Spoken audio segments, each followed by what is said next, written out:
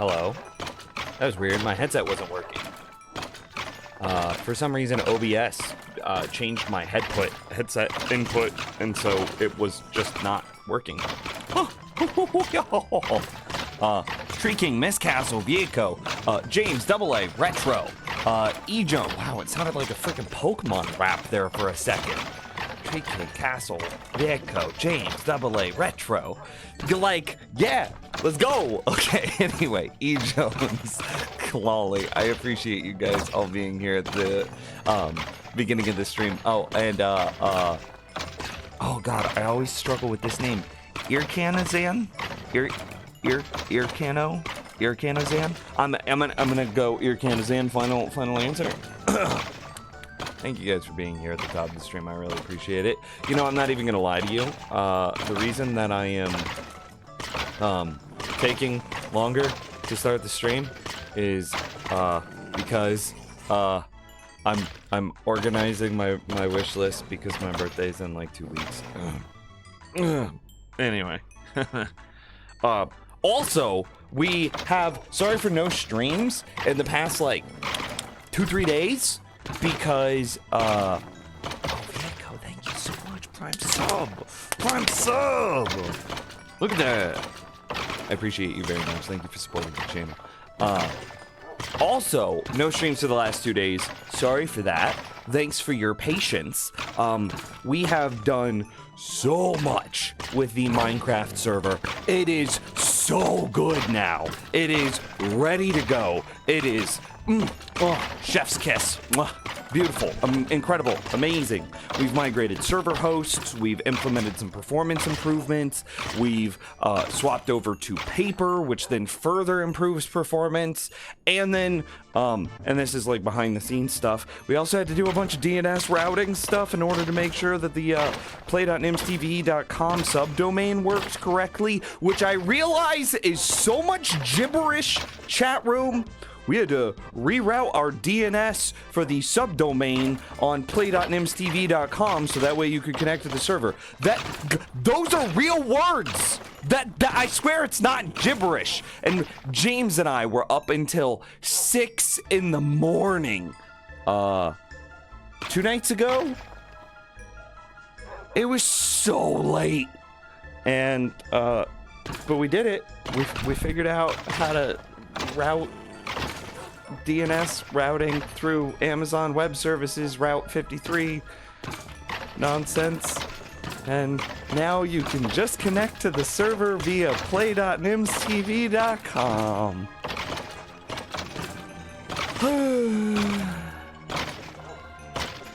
Oh hey, AA with the tier 2 sub. Happy early birthday. Well, thank you.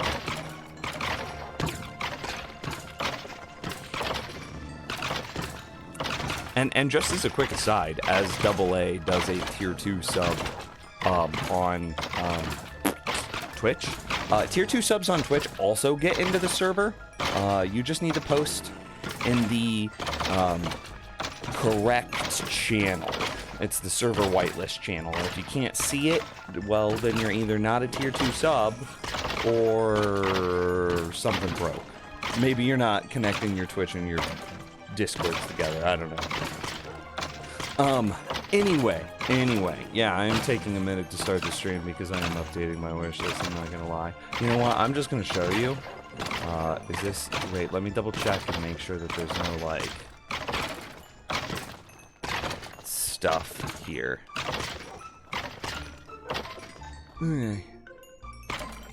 Yeah, I don't. Okay, hang on. You're gonna get a glimpse into my brain. I don't think that there's any tomfoolery here. Okay.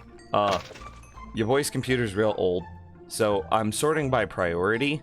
And if it made the wish list, that doesn't mean that I don't want it, right? It's just I'm just trying to figure it out. But see, these are really expensive things, so like there's cheaper things further down. Anyway, so your boy's computer's really old. James was giving me a lot of crap about it, and it made me feel bad. So I put a processor and a graphics card on the wish list. Also, an NVMe drive, and I don't know. better RAM would also, because you know it's AMD and like your processor speed is basically tied to the Infinity fabric that is controlled by how fast your RAM can go, and so you need low low CAS latency and high frequency RAM. So this is 3600 CL18 RAM, so that'll make my processor go faster, and Minecraft is CPU bottleneck, so these two things together make my Minecraft better, and then a new graphics card makes my everything else better. Let's see. I've discovered a passion for woodworking, and so I have a bunch of Ryobi tools, and so this is just right. Oh, hey, I actually want to move this one. Move this off to like the woodworking wish list, which is a private wish list. I want the double batteries. Let's see. This is like a retro freaking handheld device that can do everything from like original whatchamacallits to like forever. Yeah, it's good. It's good. Ryobi batteries. Fans for my computer. Hang on, we want to put these fans on there because if my CPU can then boost clock higher, then we get more performance. So those would probably be like there-ish, right?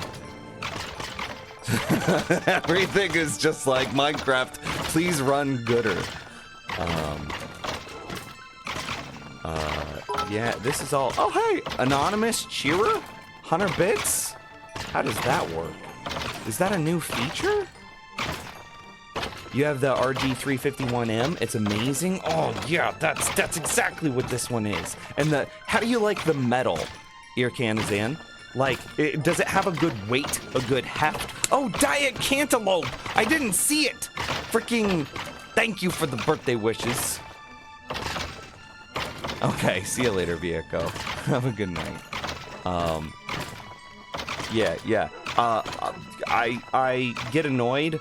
Okay, one, everybody should use the Apple 5-watt chargers to power their, or to charge their phones. If you use quick chargers, they overvolt your battery and destroy your battery life quicker. If you use slow trickle charging, that's better. If you can also cap your battery, some phones allow this. If you can cap your phone's battery to 80%, that's also way better as well. It's just lithium-ion batteries don't like being at 100%, and nor do they like quick charging. So this fad of like, oh, I can charge my phone from 0 to 60% in 5 minutes, it's like, yeah, okay, cool. You can do it like 12 times, and then your battery needs replaced. That's hyperbole, but like it does actually destroy your phone faster. So if you want your phone to last longer than like a year, you should have a trickle charger and cap your phone's battery to like 80%. Anyway, I also get annoyed whenever friends come over and they're always like, do you have this blankety blank charger? And it's like, do you have USB-C? Do you have lightning? Do you have, micro USB? And I'm like, friends, you're so pretentious, but this charging cable can do all three things. So like, yes, that's better. My TV is about to break. My brother helped me move a while ago, and he kind of accidentally like dropped it and squished the screen, so my TV's broken. This is like way too expensive, but like it's on there. Ryobi battery, Ryobi thing, because I think that this would be fun for camping.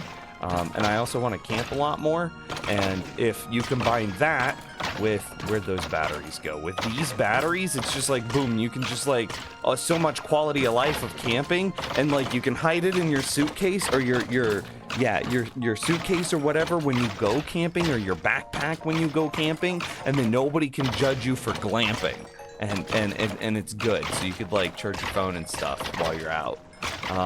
And then, your boy's got a lot of batteries, and this looked like a nice little doodad or gadget. It's been on my wish list forever, but yeah, that's basically your boy. Hello, it's me, your boy. This is how my brain works. I kind of also want to put like beef jerky on there, but like if I put beef jerky on there, I'm trying to lose weight, chat room, so like I don't think I should put food anywhere around. Like, I don't want people to associate gift giving and food with me. You know what I mean? Like, I don't want people to gift me food. Your boy needs to eat less. Your boy eats like 4,000 calories a day, and that's too many.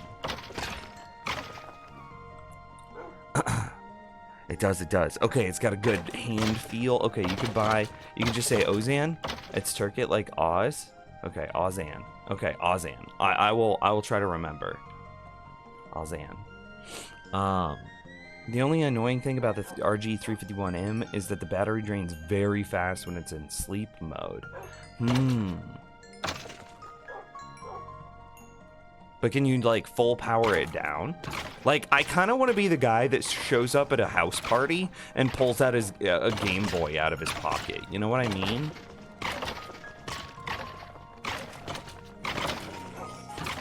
And it's like, I'm kind of debating, honestly, of, like, I'm kind of debating between getting, like, an EverDrive cartridge for my, I still have my old Game Boy Advanced SP around. Do I get an EverDrive cartridge for my Game Boy Advanced SP? And then I could load, say, ROMs onto it and everything like that, and I still have the old school hardware? Or do I get, like, the RG351M and then be able to get more things, but I don't have that nostalgic form factor, right? Because, like, with this nostalgic form factor, if I want to be the guy that, like, busts out a Game Boy at a house party, like, other people will know what it is if it's a Game Boy Advanced SP. But if I bust out, like, an RG351M, then, like, everybody's gonna be like, look at this dick over here just bringing his, like, Switch Lite or something to a house. I don't know. Is it the AGS 001 or the AGS 101? I can check. 2 seconds. I mean, you could check yourself, actually. Here. Boom. Haha. That was also faster for me, for the record. I wasn't just being an ass.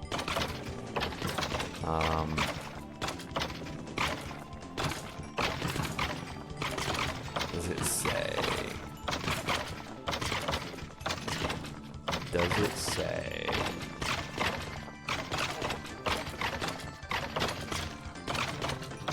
I don't think it says what screen it is. Yeah. I don't think it says what screen it is on the Amazon listing. Oh, you meant the SP.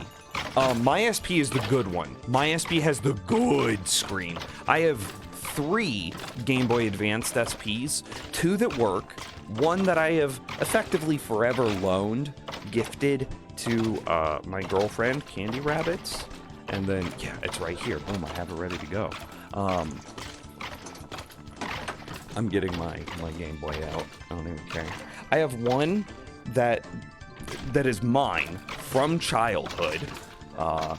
That, like, I dropped it once and the hinge broke, but I super glued the hinge back together and it still works perfectly.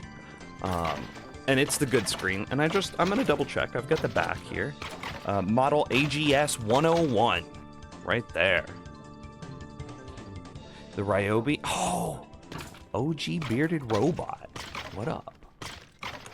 The Ryobi clone batteries on Amazon are pretty good for the price. For the record, will you send them to me? Yeah, I'm deep in the Ryobi ecosystem. Like I even have. Do you have the clamp fan, Bearded Robot? Do you have the clamp magnifying glass? Do you know the Ryobi clamp fan that everybody was, like, losing their mind about? By the way, chat room.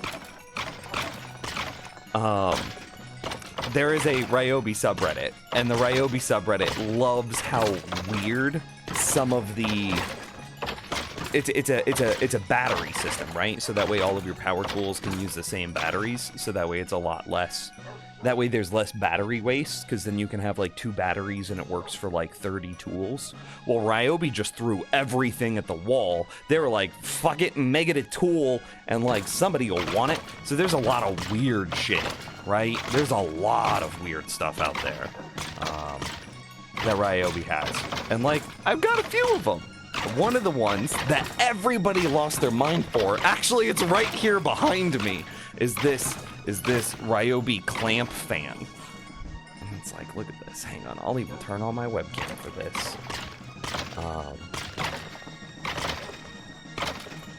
Yeah, hang on. I don't really want to be on webcam though. Is this gonna work? Okay. Oh, it is very dark. Why is this so dark? It is not dark in this room. My lights are on.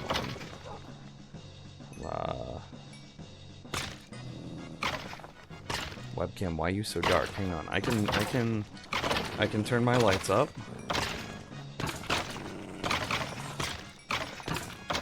But still, this is my lights at full blast. Like, why is this so dark? Okay, I can turn on the overhead. Hello, your boy, in a tank top. See, I got that Ryobi clamp fan. It was right here. It was right over. It was right on that table, actually. Your exposure is botched. I'm assuming that's what it is.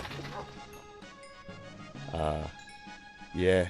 But like, I have a thing that forcibly sets my exposure, so like, I don't know. Like, not my problem, right? And now it's so bright in here. Oh my god. Oh, I should have shown off my Game Boy whenever I had the thingy on. Okay, hang on. We'll turn it back on for 2 seconds. See, I have my Game Boy right here. This is right there on the back. Right there on the back. Which you can't see because for whatever reason my exposure is just... You see, it still works. I don't know, can you tell that that's the good screen? Yeah, you can't see, there's no banding in it, and that's what the bad screen has.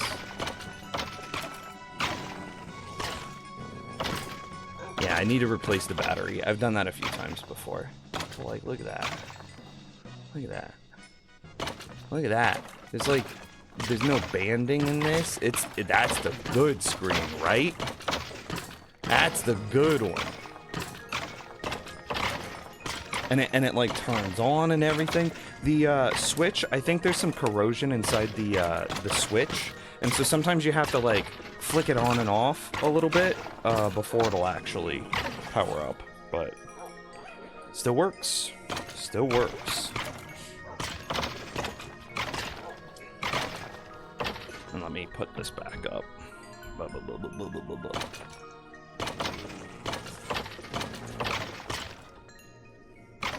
It is back, hung up in my closet. So anyway, I have 3 of them, and one of them doesn't work.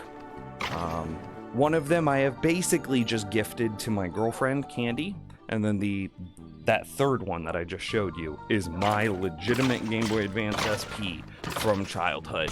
And so I'm debating, do I get the RG 35, I can't remember the model numbers, 351M, whatever, or do I get an EverDrive and then use that to emulate all of these other games on my Game Boy?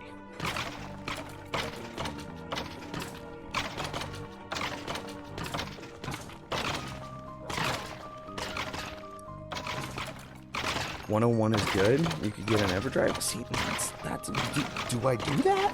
Do I get like, okay. So then do I pull that off my wish list and put an EverDrive and a Ryobi battery replacement kit on it?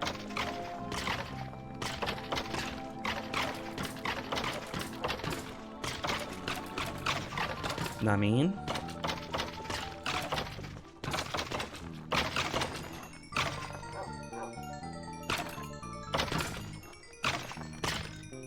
You've been using Ryobi for about 20 years. I'm not even a vampire. I'm pretty tanned, actually. It's just the lights are blown out because the exposure's blown out.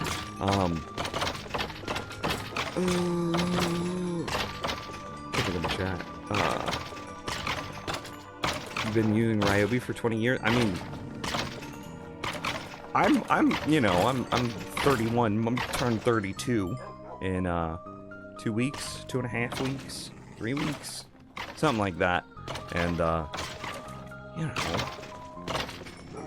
I got gifted a,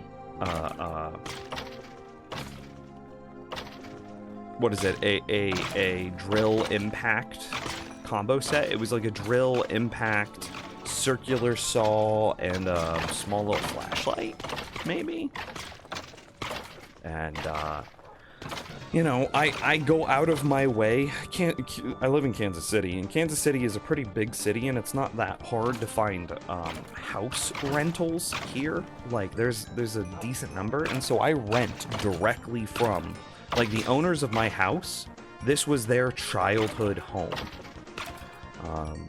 And so, like, I'm on good terms with my landlord and know them, and, you know, our hot water heater broke yesterday, and hot water, or the landlord's husband? Partner? Doesn't matter, not my business.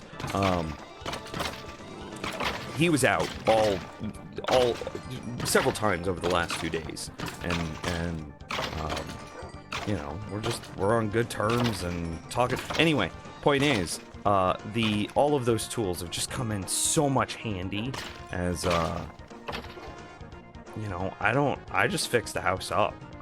Oh, this thing breaks? I'll take care of it. You need to clean the aerator inside the faucet? I'll just open up the faucet and clean that. NBD. Like when or the wiring was, or the house was wired for Cat 5e. That's like, but it wasn't, it just didn't have the, face panels on correctly, so I like took apart all the Cat 5e and then put it back together so that way I could have gigabit internet all across the house, you know. Like, I'll just do that stuff in between.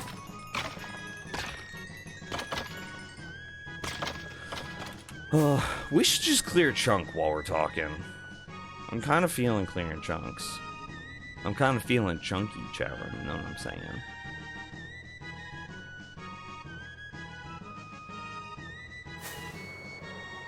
I want to clear, like, here. Oh, okay, I'll take this. That was way smoother than I expected. Holy crap, Batman. If I could send you a direct link. Okay, okay. Okay, and you feel pretty good about those? Do they charge well on the whatchamacallits? I have the IntelliCharger, IntelliPort charger, something like that. Do those charge well on the IntelliPort charger, blah blah blahs? I'm back. Just on mobile, sitting on the front porch. You should get a mimosa. That would be perfect.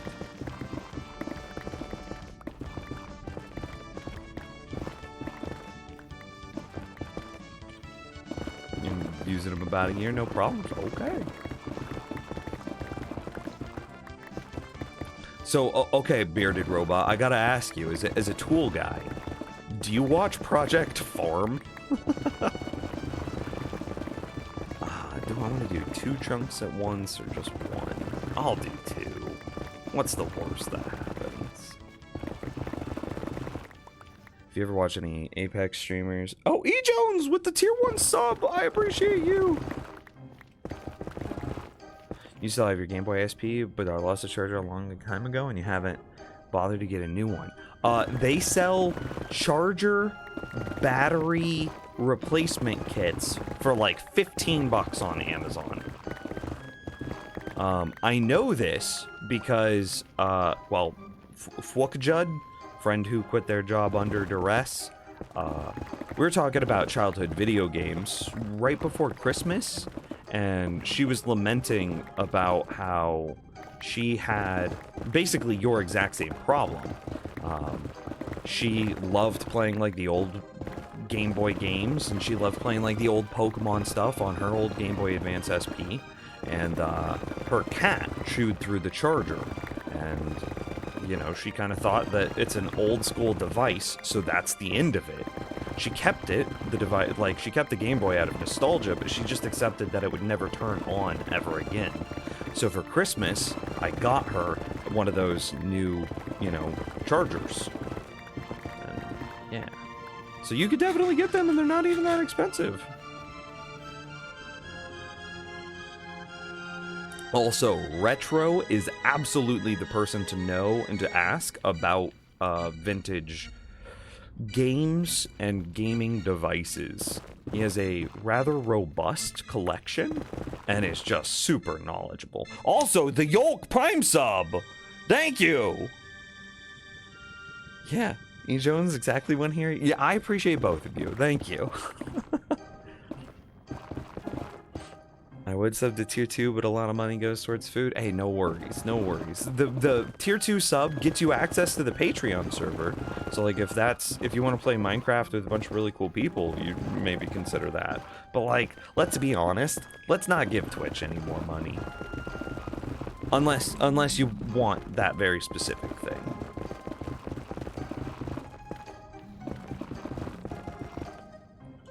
Oh, and it also comes with that kit, Castle, also comes with the fancy screwdriver that you'll need in order to replace the battery. You know what? I'm actually gonna text her about that. I'm gonna text her right now. I'm gonna be like, hey, did you ever find and set up your old Game Boy Advance SP?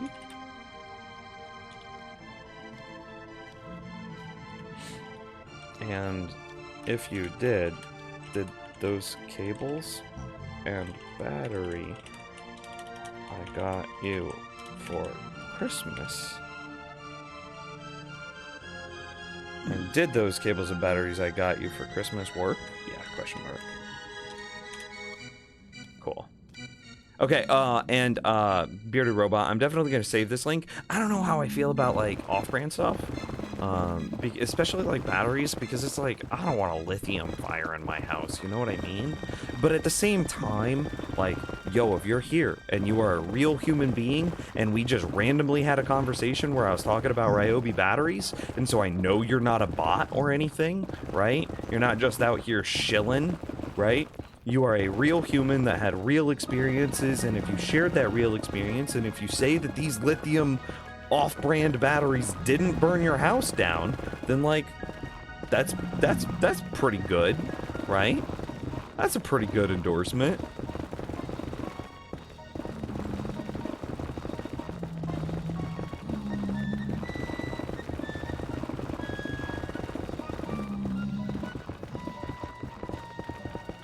Nice.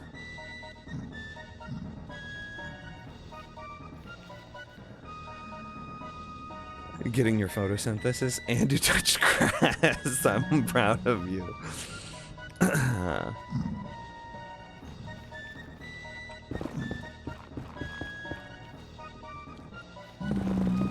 We've got a possum that lives like in our front yard sewer system thing, like a culvert, a drain, whatever.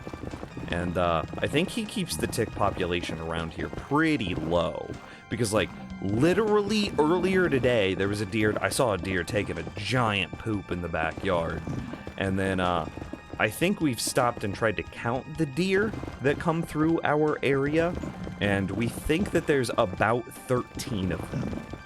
About 13 deer, give or take one. So like, with 13 deer, you would expect to have a lot of ticks, right? I think in the years that we've lived here, I think I have seen one tick. And we host like outdoor movie parties and like yard games and stuff like that. So we've had people just sitting on the ground on like blankets, but sitting on the ground in my backyard where the deer pass through at, never had a tick problem. Never had a tick problem. And like, my friends are absolutely the type of friends that overshare and would definitely tell me if they found a tick on themselves in my backyard. You have a three-legged deer that eats all your hostas? Bro, we have a three-legged deer that is eating our... What is a hosta, an elephant ear plant?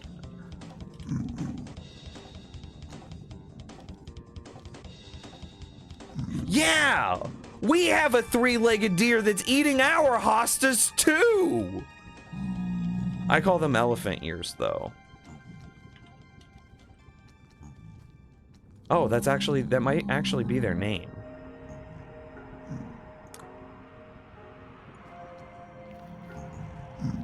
The poor guy, like, lost. He's got a little. For his fourth leg. I don't know what happened to him, but like, he's got a little nubbin where that leg should be.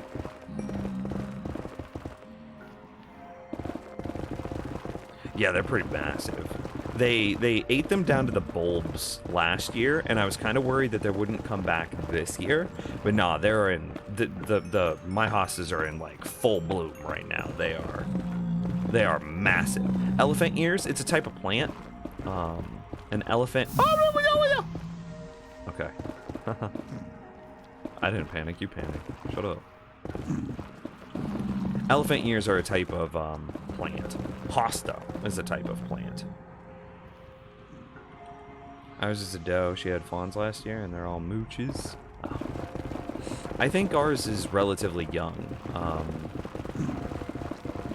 He, you know, I don't know his gender yet, but he's still got his little speckles. And we knew that there were some fawns last year, like through the winter. And well, all of those had legs. So we're thinking that this one lost his leg sometime late winter, early spring. He still tries to put weight on it, and it's just like there is nothing there. And it's kind of sad, but he's chilling, and they've even got, I don't know, he's got a caretaker deer. Maybe it's his mom, but like one of the deer in a pack of 13, one of the deer always stays behind with him as he, you know, kind of shuffles around a little slower.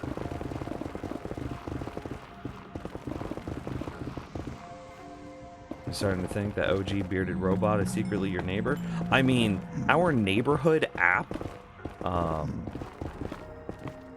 actively discusses all of the deer.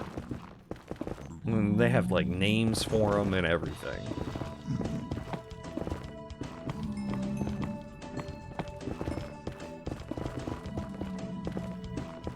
Yeah, deer do occasionally eat meat. It's kind of weird.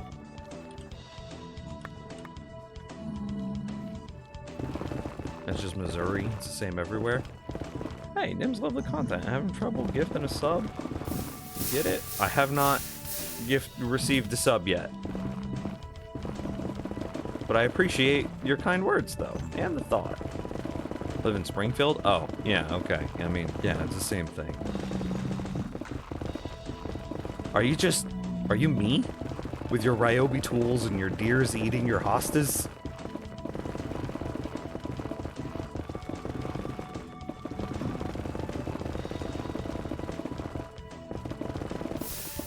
Bro, I've got so much lava in this.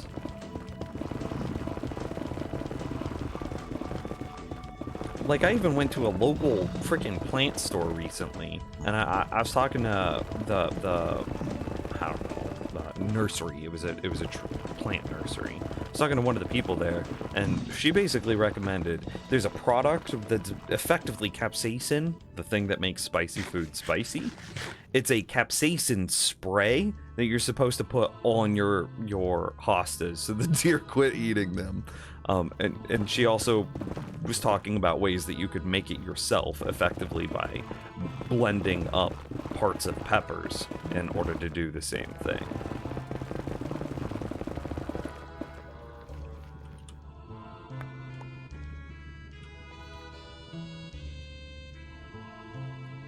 It doesn't work, just use red pepper flake. I mean, your last name is Nims BT. Nice.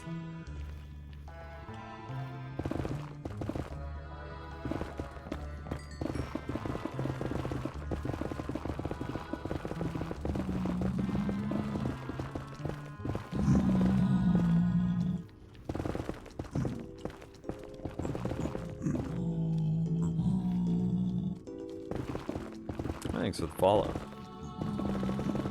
Ooh, ooh.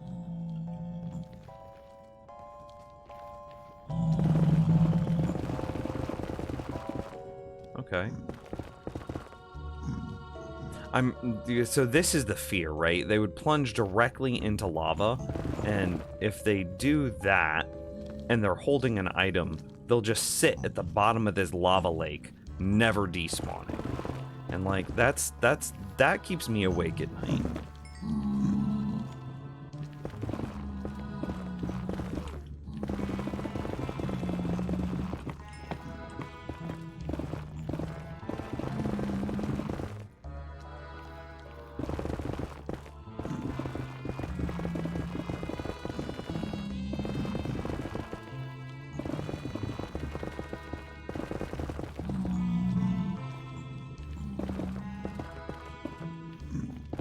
Not really rates here.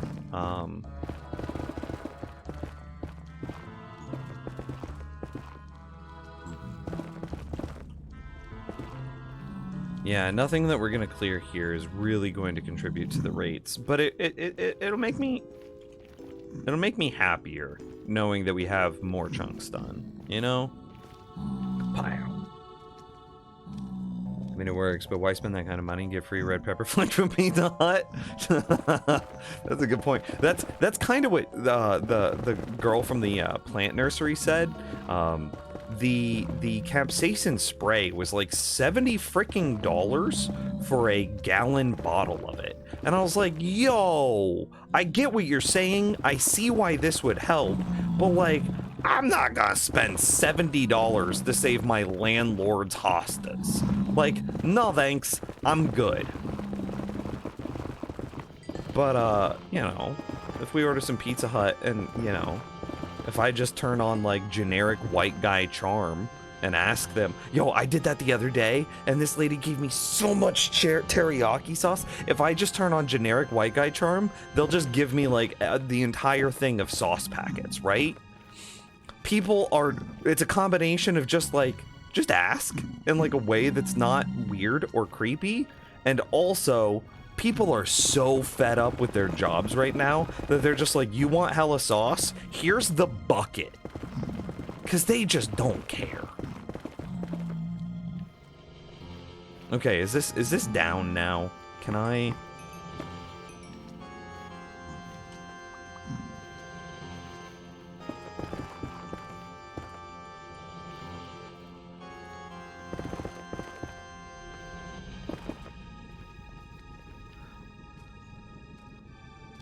Kidding me, chat. I mean, if that happens, you could just turn on hitboxes and do some deep sea lava hunting. Is that... That doesn't work. No way.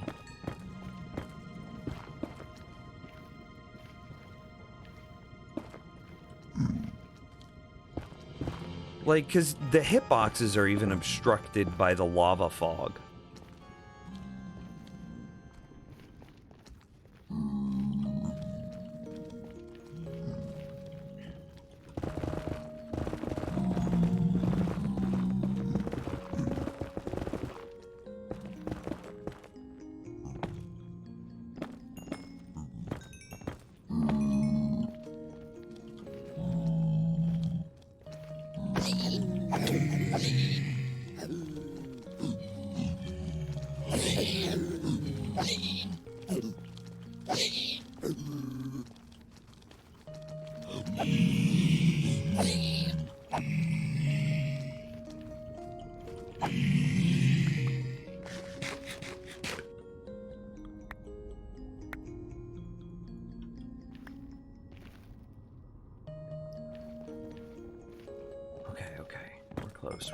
We're close.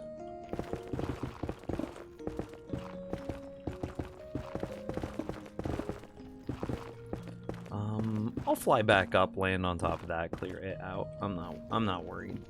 You're worried. Red pepper flake plus blender plus vegetable oil is the same thing. Okay, that's what I'll do then. Because, like, I'm sure you could get red pepper flakes in bulk, right? Either jokingly from Pizza Hut, which is only half a joke, because, again, people are just so fed up with their jobs right now. And, like, if you just ask in a way that's not weird, creepy, or demanding, if you're just nice, like, hey, I really want some red pepper flake. It's kind of because I want to put it on my pizza, but also because I have a deer problem and I kind of want to sprinkle it in my garden. Could I, have a lot of red pepper flake? Is that okay? Or like whatever the most is that you could give me without like getting in trouble. Is that all right? Could I? And it's like, boom, they'll freaking pull out the entire bin and just start taking handfuls and like throwing them in a little like Walmart sack for you.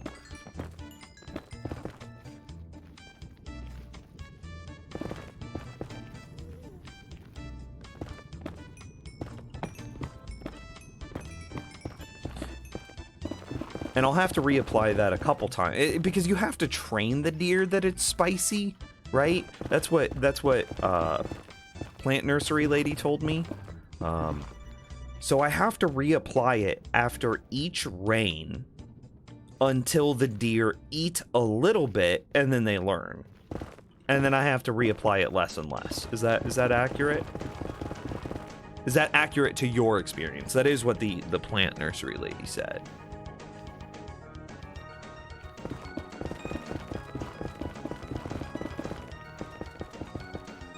Yeah, my old job, if people ask for too much hot sauce, we just give them a drink cup instead. See, people just can't be bothered. They're just like, oh yeah, you just want all the things? All right, it's just not worth my time, effort, or energy to like argue this. And yep.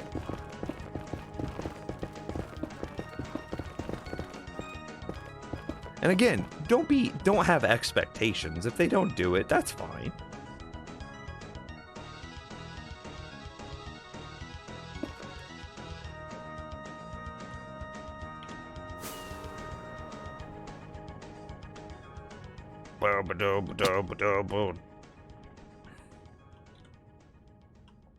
Oh, I already have glowstone in my inventory. This is dope.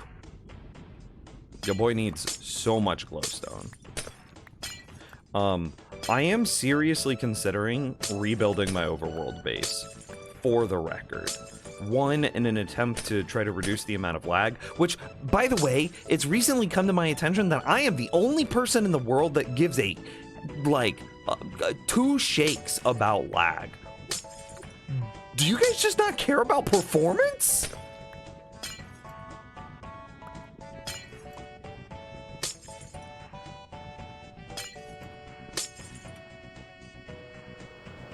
Oh, I couldn't save it. I tried.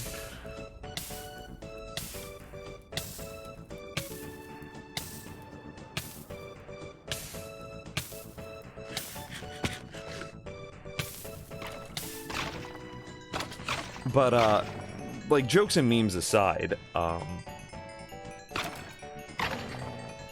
am seriously considering rebuilding my overworld base, because I don't think I properly integrated villagers into my base. I need a massive villager trading hall. Like, genuinely gigantic. And, like, maybe I could add it on. Maybe I could just put it onto the side. But to just make this nether bridge what I want it to be, each respawn anchor is 7 glowstone blocks. 7.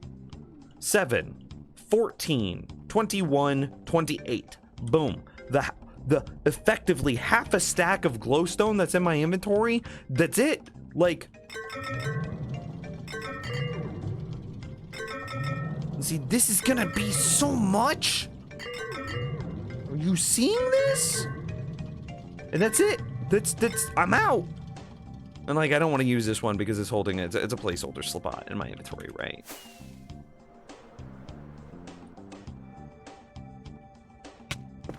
I missed. I did not make the hole.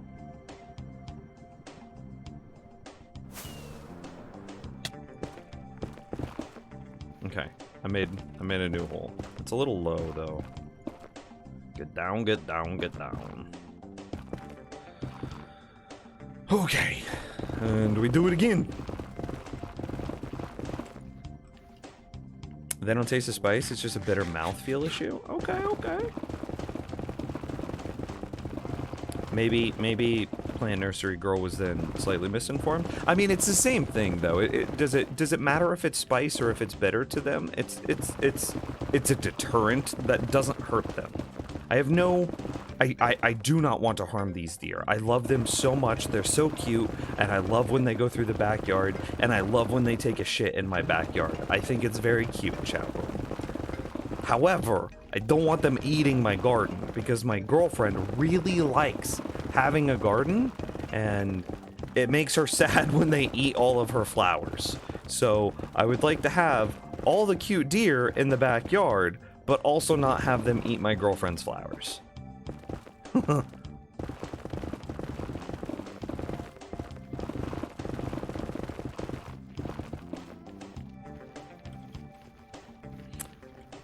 Is it white poop? No, white poop only comes from dog food. Hang on, my phone buzzed. Maybe my friend got back to me. She just responded with the Spotify link?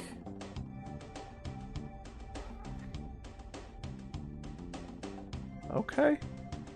We can't play this on stream.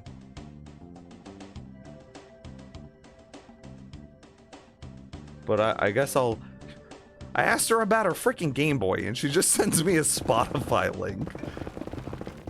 Yeah, okay. Conceptually, it could be white poop if deer eat bones ever? Because that's what makes poop white. And it's only white whenever it dries out in the sun, for the record. It'll still be brown in the initial pooping, but in the you know, once it gets dehydrated in the sun, dehydrated bone poop is white. Was it a Game Boy song? No, I did.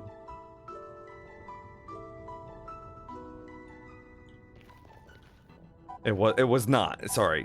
I like spaced there. I had a mini stroke. No, it was not a Game Boy song. It was like, I don't even know what it was.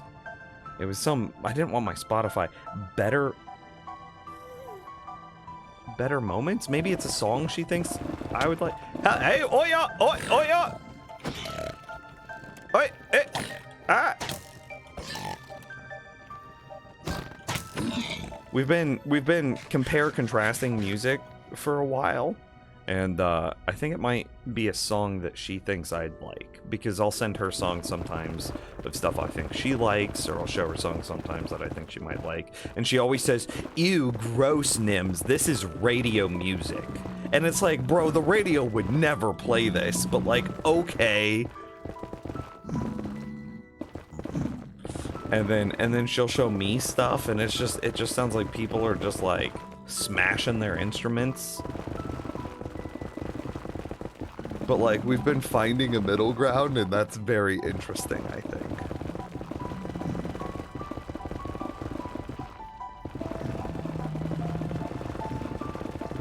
But the what song? Hang on, I'll pull it back up.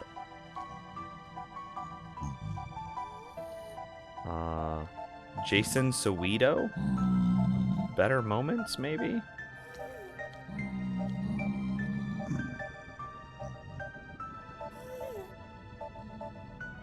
Yeah, Jason Soweto, Better Moments.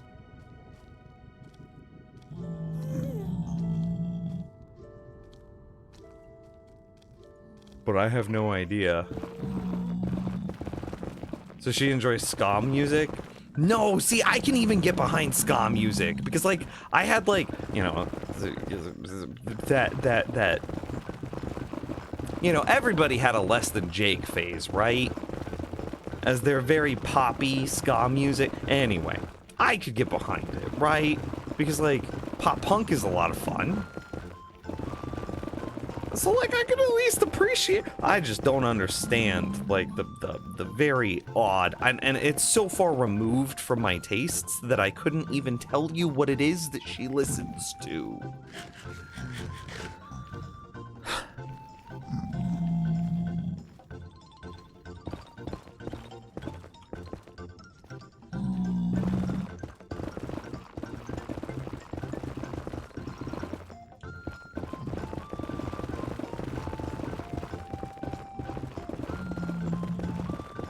In my mind, retro, you just always listen, you just always have retro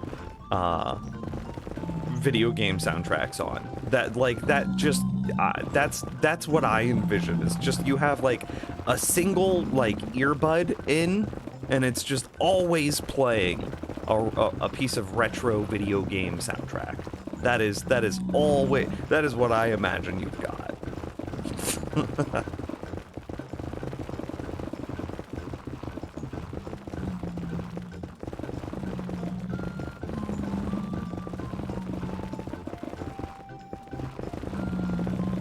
Is there a way to handle this?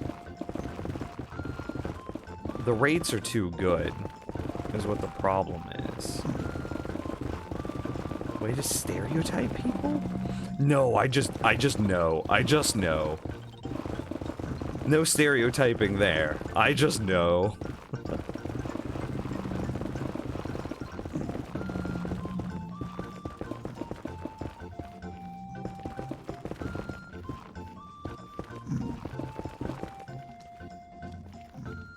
Do I kill all of them? Yeah, let's go for it.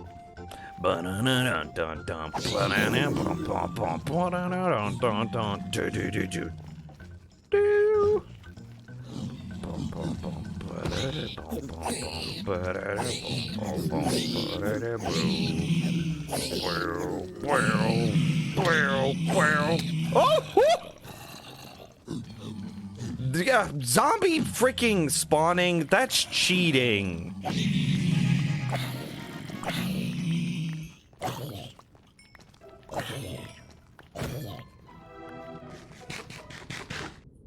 Freaking pack spawning. Yeah, pack spawning. That's unfair.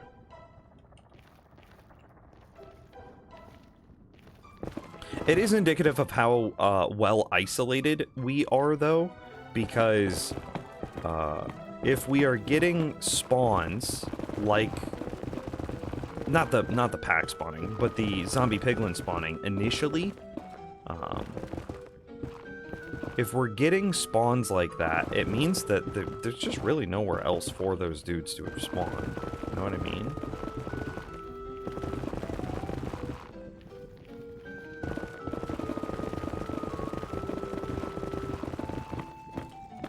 Because, like, I'm clearing 2 chunks at a time, which is 16 twice, which means that the furthest away that I could ever be from a spot is 31 blocks. And, like, mobs can't spawn inside of 24. So, like, there's only, like, 6 spots on the opposite end of the platform that they only have a brief moment before they're able to before I move back into, like, a centralized point, which then shuts down the entire spot, right? And so in that brief moment, with their tiny amount of spawning availability, we had that many zombie piglin, which is indicative of a well mob-proofed space. You know what I mean? Oh, Brokaw! What up? I opened Twitch and immediately hear him squealing about zombies. Now I'm having a good day. Hey, look at that. I'm gonna do it again. If you would have opened up the stream a little bit earlier, you would have heard me squealing about deer pooping in my backyard.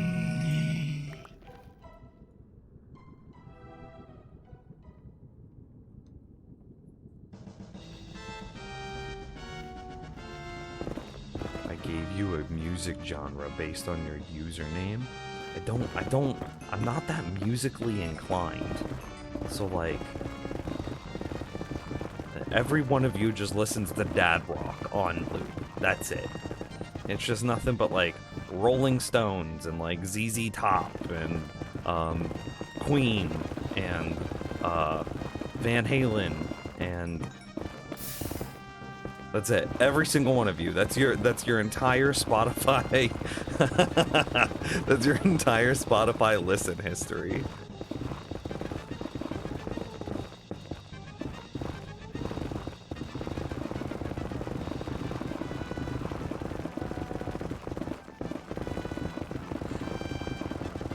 Just some Aerosmith and some Journey and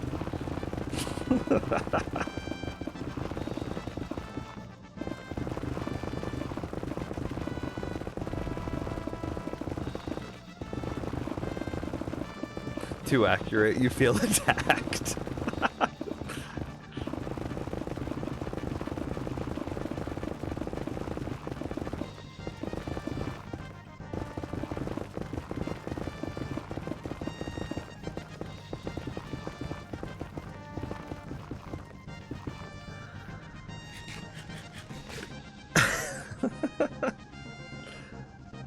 You've heard that referred to as butt rock? It's a double B or a double T, but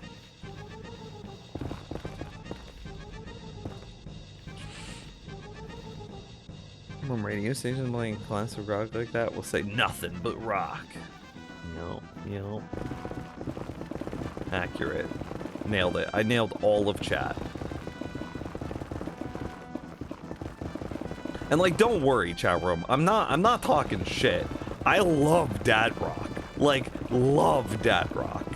Like, I can get down with some Van Halen. But also, my musical knowledge and my musical depth is not, I'm a kiddie pool on music. And therefore, if I tried to assign,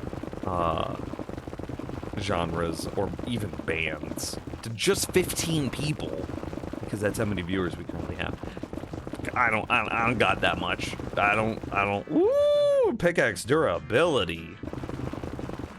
I don't got that much. There's not that much in your boy's tank.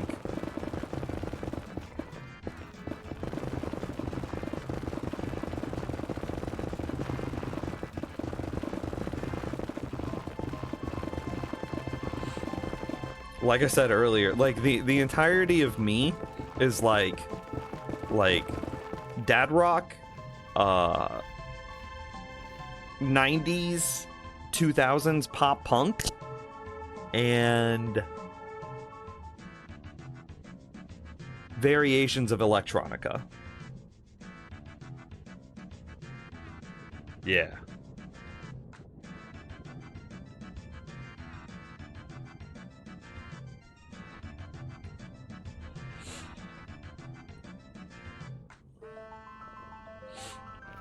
My nose was itching, I'm sorry.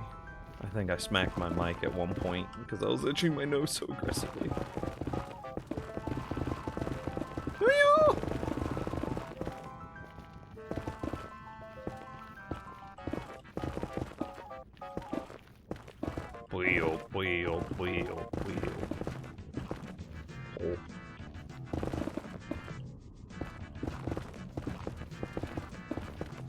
My nose still itches. Do I got allergies?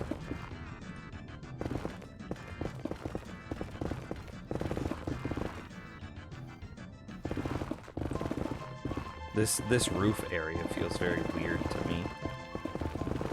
Like it's very rigids, and it's making it kind of hard to clear with any consistency.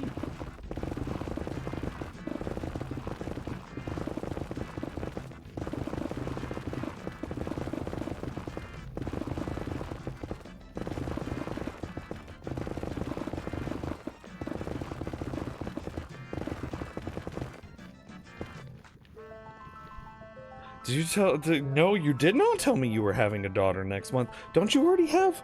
Don't you have a son? Is this your second child? That's super exciting. That's a giant congratulations. Just saying. June is a very good birthday. June is a very good birthday. As a June baby, I am 10 out of 10 would recommend. Everybody should change their birthday to June. Wait, no, don't do that, because then June would be a less good birthday.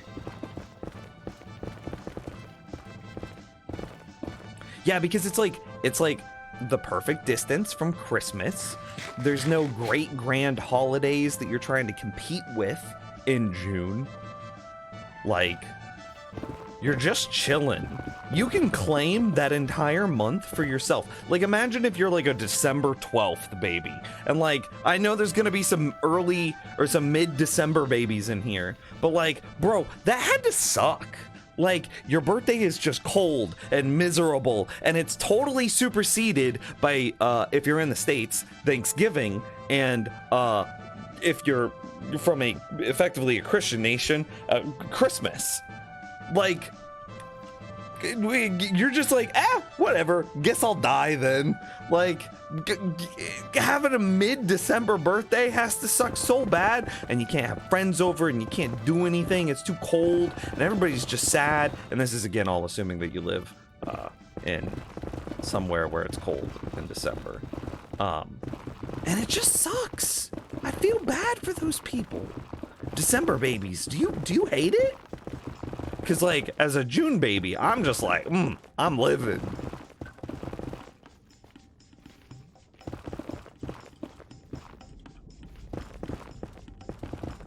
And like, nobody's in school in June, usually not. And so like you could just like, you could do the things and you go to the things because it's warm out and like it just doesn't suck. The only part is sometimes you get that like summer humidity and / or rain because it's like late spring, early summer. So sometimes you've just got a lot of moisture in that late May, early June window. So like maybe go like mid-June.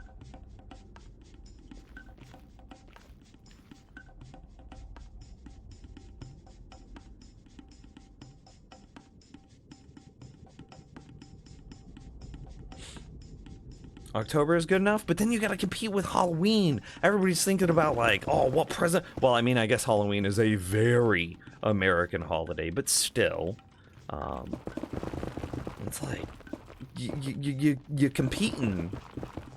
Whereas June, and like again in the States, July, you've got the 4th of July right there, and it's like, man, nobody. My brother's birthday is July 4th, and it's just like nobody cares about your birthday, dude. Everybody's trying to get drunk and blow stuff up. Like, sorry. Which, actually, my brother loves that. He's very much so like, if he could do anything on his birthday, he would just get drunk and blow things up. So, like, it kind of works out, but still.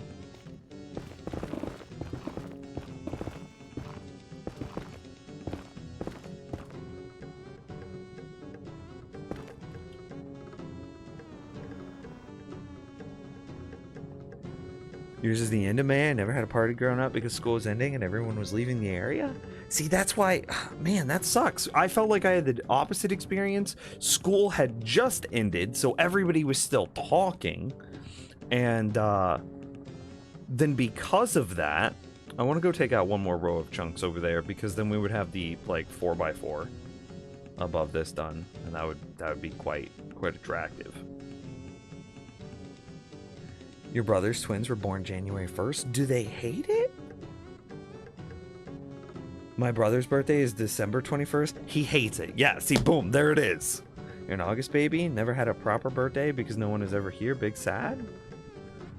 Why would no one ever be there? It's August. I mean, I guess they're all out for the summer, right?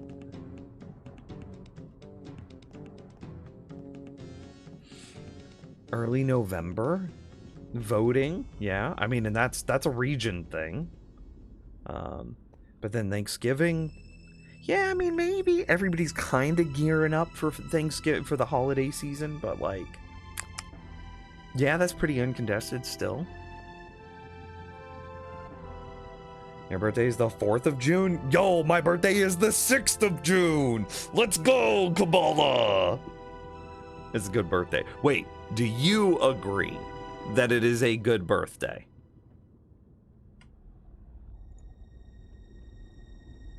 We're basically the same birthday weekend, too.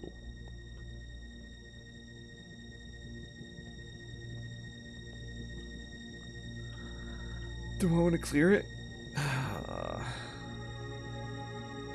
I want to recharge my tools. That's what I should have been doing.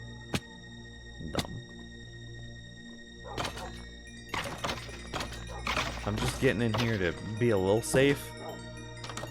Ah, who needs safe? It's not like this is a hardcore world or anything.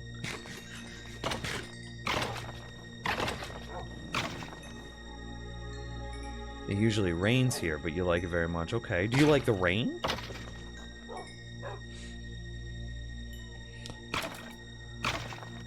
I'm just excited Penelope won't be born in the middle of the tax season. Legit having a tiny breakdown trying to make time for Oliver's birthday in March every year. Those are cute names, Brokaw. Penelope and Oliver. Those are very cute. Okay, we don't have anything on October or November? Okay, so those might be alright. And definitely like birthdays are region specific because it definitely depends on what like your culture and or region do. So I'm sure that my perspective is very specific to you know, the US and maybe even more so the Midwest in the US, because I'm sure that some parts of the country don't go as hard on the 4th of July, right? And it's like, especially like, say the colder regions of the US, I can't imagine that they're going out in like freaking crazy cold whatever. I mean, I guess it's the 4th, or it's July, so like, are there any places in the US that are like crazy cold in early July? I don't know, probably not. Still, I bet there's parts of the US where like fireworks are much more prohibited than they are here, and that might make 4th of July a smaller thing.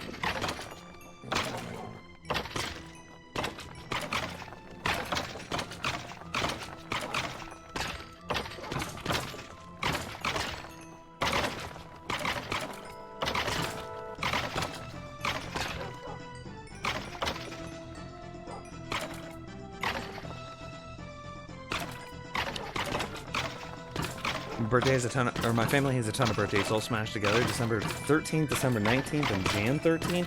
Adding Christmas and New Year's, and there's never a boring week, December through January. December 13th, December 19th. What is 9 months before December 19th? Is that Valentine's Day? No, Valentine's Day is in February.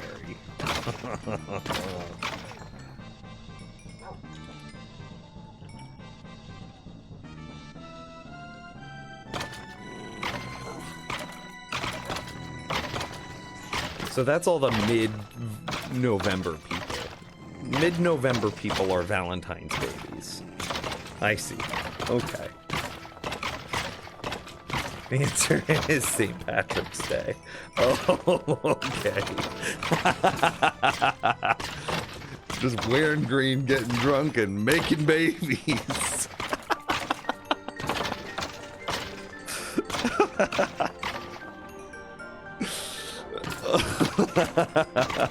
Okay, that's incredible. With December 13th and December 19th being like that, like bam, bam. It's like, oh, yep, okay. Somebody's got a time of year. All of July is straight fireworks in Utah. The 24th is Pioneer Day here, and we just celebrate like we do for the 4th. I have no idea what that is. Oh, hey, Clawley. I don't know if you saw, but I got the server. I don't know why I said it with that weird accent. But I did get the server totally up and running, and it's great, and it's wonderful, and you can log in and do things now. And I'm very excited about it. I don't know if you can tell. I think Candy's gonna start playing on it soon, too. She was talking about building like a giant beehive, and it was just gonna be super cute. And I wasn't even repairing my tools. I'm an idiot. Server. Yeah. Where are you from? Kansas City, Midwest.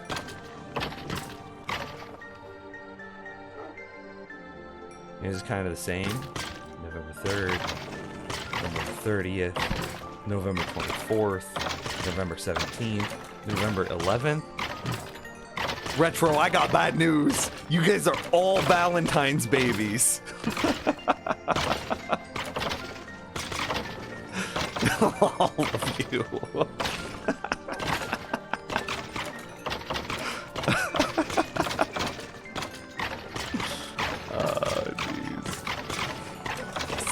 Server. Yeah, but it's good. We changed hosts. We implemented some performance mods. We changed performance on we upgraded the server. In addition to changing hosts, we went from a 4 gig server to an 8 gig server. We got a better host. We changed a couple of things in Minecraft. Then we got we swapped from straight up and down vanilla to paper, which we shouldn't be a difference. We have changed all of the paper functions so that way they should behave as vanilla-like as possible. Paper being a mod for Minecraft that improves its performance. And then, well, the last part is the hidden part. It's the URL still works. It took us like legit 5 hours to get the play.nimstv.com to work, but we got it to work. Just James and I up at like 6 in the morning, just desperately trying to figure it out.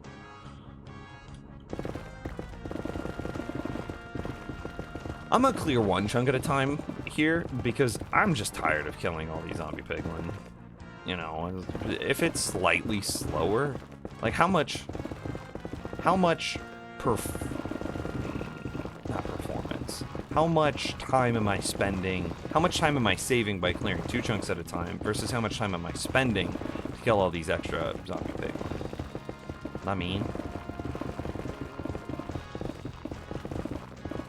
so yeah, huge shout-outs, absolutely massive, gigantic shout-outs to our very own James Wargle for his help and his time and his knowledge and skills getting the server set up.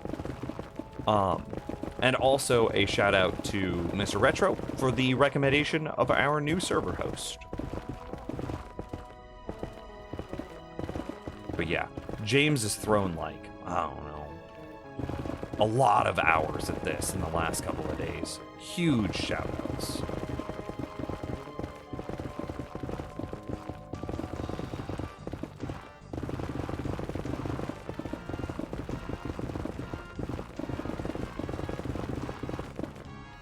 If you can't make a baby with your wife on Valentine's Day, what is the point? This is fair.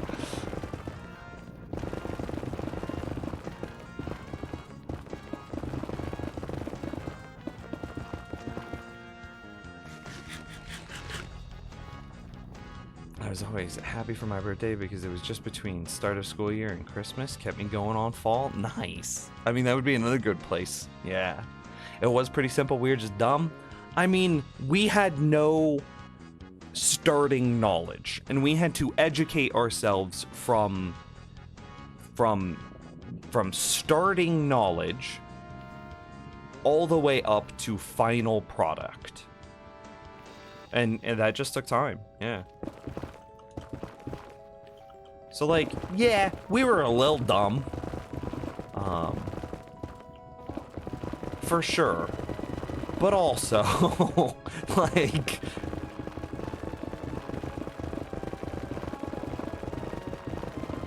I did not expect it to... We had to learn. And learning takes time.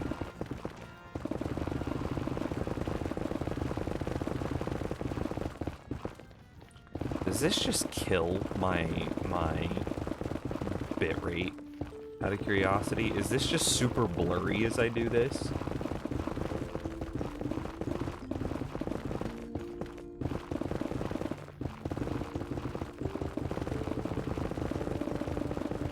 Yeah, you thought it was gonna be easy, we just couldn't figure it out. I mean, absolutely.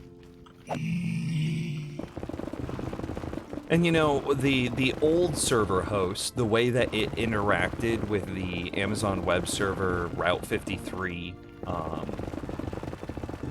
I don't know, tunneling, I guess? It was so easy. It was literally just like drag and drop easy, even easier than that. It was just like one click almost. And this one was not. And that made it quite a bit tougher.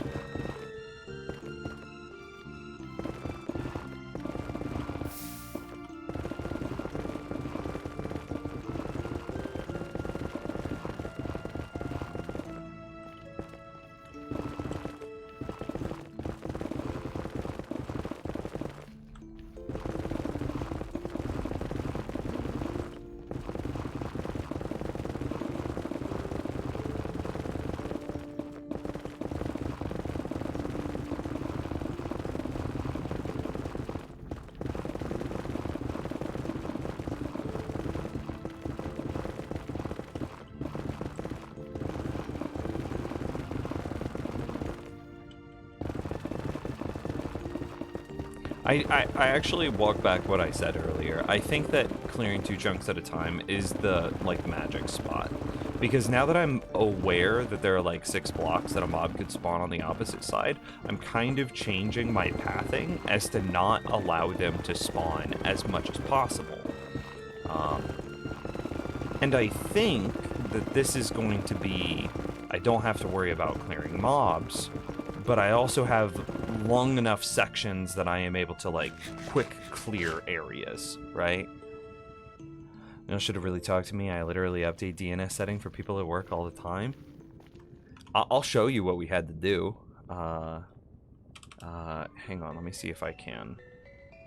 See if it makes sense to you. Let me make sure first that there isn't, like, sensitive information inside of it, right?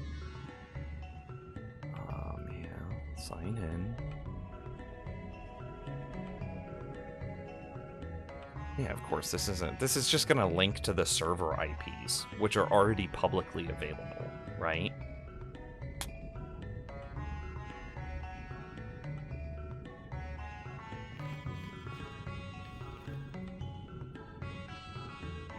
Would you know what an SRV is, Castle? Like, do you just talking about DNS, is that enough context for an SRV?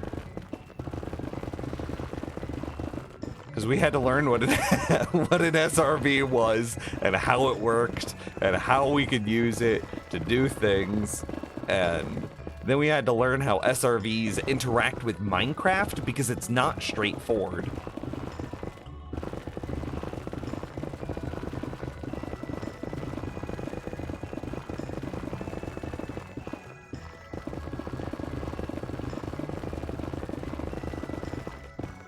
And again, this is all gibberish to people that don't know, like, the intricacies of DNS. Tunneling, forwarding, I don't even know what you would call it. I don't know the intricacies of it. I'm just some smooth-brained pleb that James and I just stared at things until eventually we got them to work. Yeah, and we also didn't know how long, like, it takes for DNS upgrades or updates to propagate around the world. Spoiler alert, it's not instant, but it's not as long as you think either. And so we're just sitting there going, well, we changed it. It's been a minute. Should it work by now?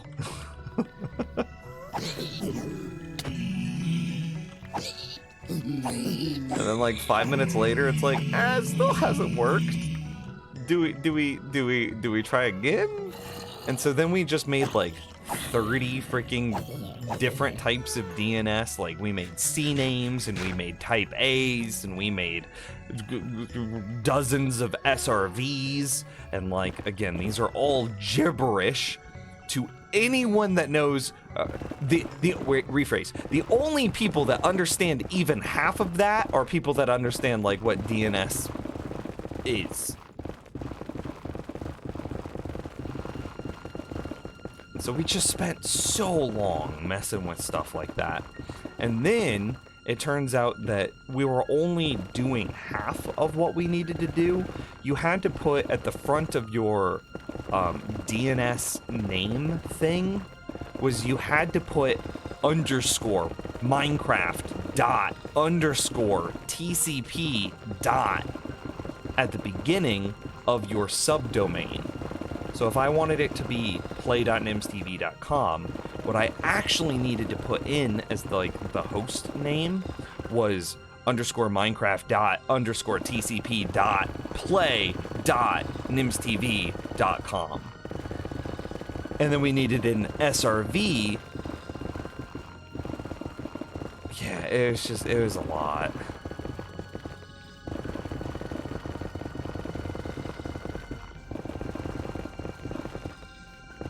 But we did it, and it took us like 5 or 6 hours, but we did it. And we made sense of it. And I felt like James did like 90% of it, I'm gonna be honest, but I felt like I contributed like 10%.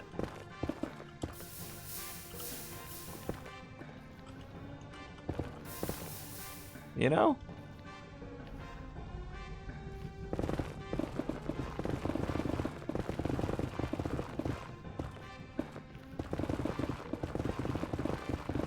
But yeah, with your help, Castle, especially if you're like, if you're knowledgeable about like what an SRV is, then we would have been in and out inside of 30 minutes. Because you would have just immediately said, okay, here's what it needs to be. You would have said, okay, it probably needs to be either this or an SRV. And we would have tried both of them. They wouldn't have worked. And then we would have quickly figured out that we needed that special thing inside the host name, the underscore Minecraft TCP underscore tomfoolery. And then we would have had it on the inside of 30 minutes, for sure. Maybe an hour. Would you agree with that assessment, James?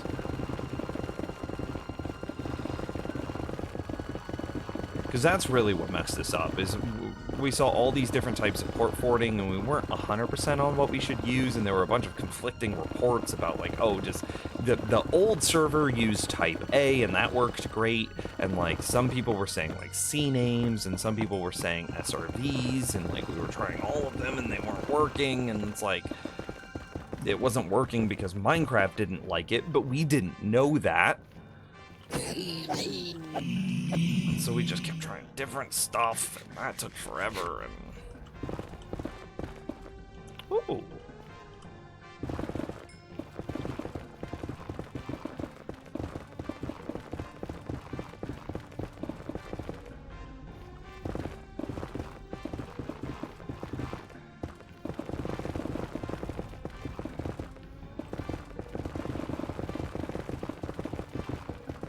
But yeah, I'm confident that Castle would have made that so much faster. But again, that's why I'm very appreciative of James and his time, because we just sat down and we just got into it. Like, we just dug and researched and learned, and our brains grew 3 sizes that day, but then they shrunk 4 sizes because we stayed up until 6 a.m. I actually don't even think James went to sleep.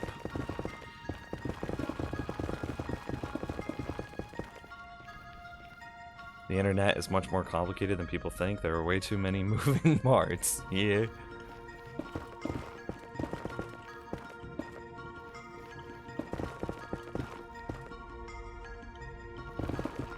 But we did it. We did it.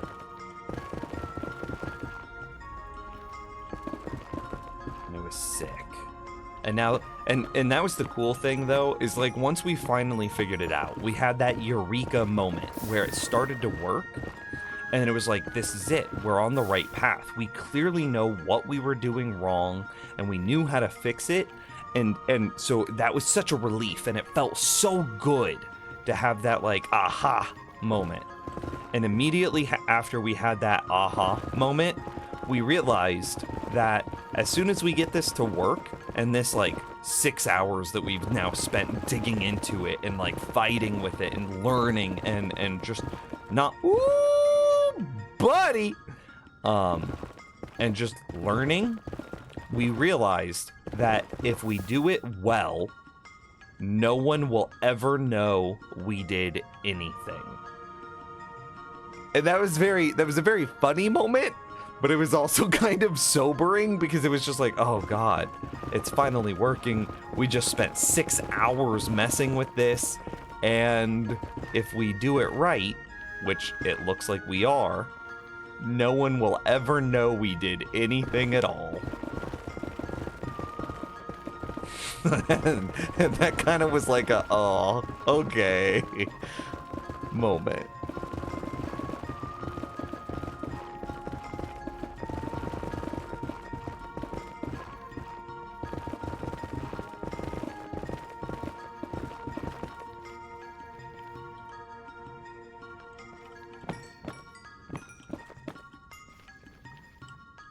I can land on that later. I'm not mega worried about it.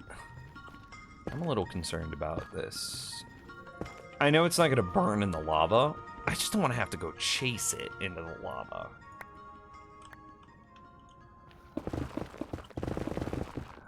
Nope, didn't sleep till like 8 p.m. yesterday after fixing the NTC stuff with the server too. Again, the most shout-outs to James for making such a grand, like, that's a sacrifice. I appreciate it. Thank you for your help getting the server set up. I hope that it is a fun and enjoyable place for all the people now, and I'm confident it will be thanks to your help. BA.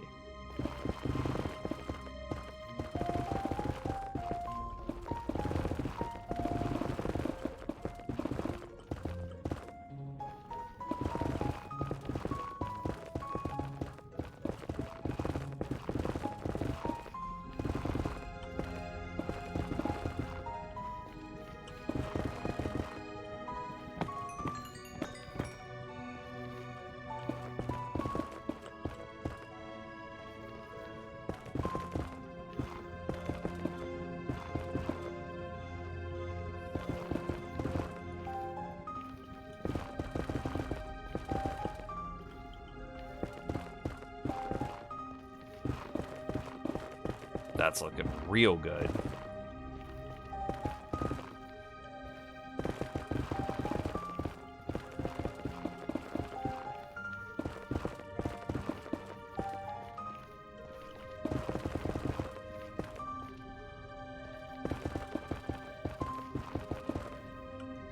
Doesn't matter.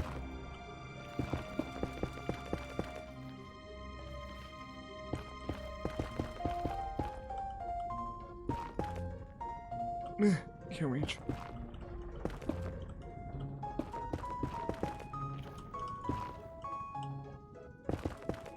Cool. Nailed it.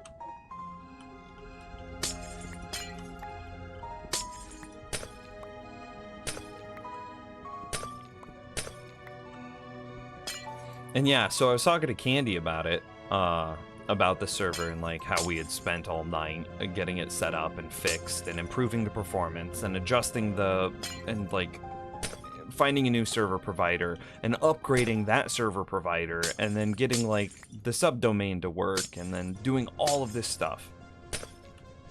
And you know, that inevitably leads to like Minecraft conversations, just generic, straight up and down Minecraft conversations, not necessarily about the server. And she started to get some ideas, and she was like, ooh, I kind of want to play on a server now. I want to do these things. And so today, she had to go into the office, but before she went into the office, she was showing me her like sketches and designs for the beehive she's gonna make, like a massive beehive. So to the people on the server, if you got some spare concrete, she'll probably need a lot of it. Mobs can spawn on packed ice, right? I don't know. I don't remember, honestly. We got another 2 section there. I just want to re-up my tools and take a look at it. It's looking really cool, though.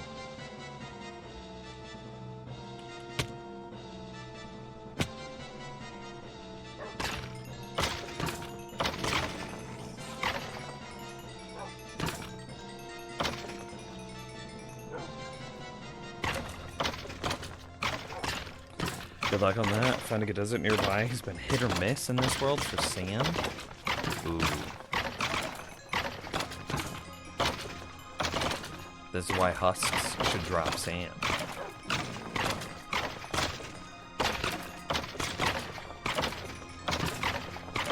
Yeah, you would have been less familiar because SRV records aren't usually used with a normal website. Most websites use A records and C names. I mean, we tried A record. I think we called them type A's, but you know what we're talking about. But yeah, we tried type A records and C names, and they half worked. They kind of worked, but you know, they didn't do port forwarding, which we needed to do port forwarding embedded into the URL, which is why we needed an SRV. But again, you would have been able to quickly isolate, oh, you need port forwarding built into your subdomain, and you would have been like, oh yeah, type A's and CNAMEs can't do that, and then we would have been quickly on SRVs, and you would have immediately known like what the SRV was telling us to do, which that took us a little bit of time as well, because we were just effectively copying an SRV from a forum post, and yeah. But again, not to undersell. James and I did it. We got it figured out, and it's good, and it's perfect, and it's working.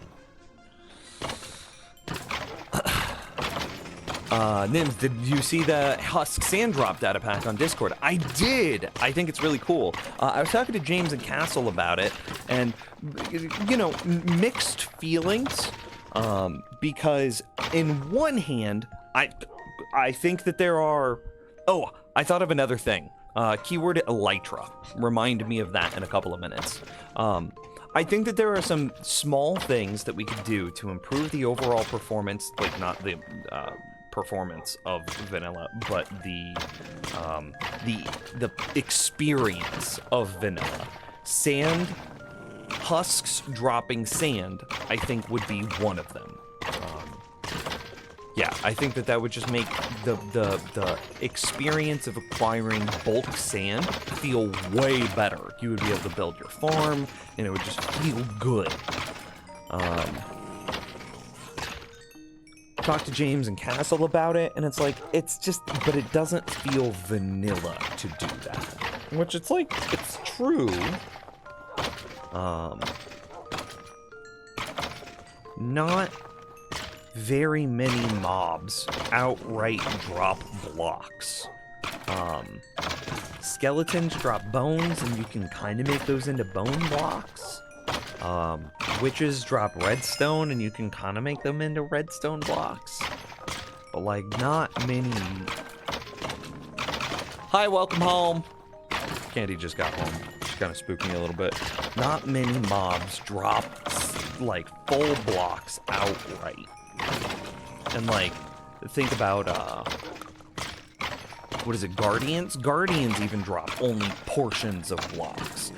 So it just, there are multiple ways that it wouldn't feel vanilla, right? But I love it, and like, if we ever do a reset of the, so it can't go on the server now. It just can't. It wouldn't feel right. But if we ever do a reset of the server, well, I should say when, which won't be for quite some time to those of you with active projects on the server. Yeah. 1.18 just brought new generation. We don't need to reset it anytime soon. And I see your question, Bearded. I'm gonna come back to it as well. Maybe in the next server reset will we have some small tweaks, but we would definitely open those up to like vote or discussion first, as to make sure that they don't like ruin the experience. Yeah, but like, I don't know. I might, if I made a new hardcore world, like if I died, I might put husks dropping sand in it. I don't know. Sponge is the only block you can think of that is actually a mob. I mean, yeah, exactly. And therein, I think, is half of why sand wouldn't feel quite right.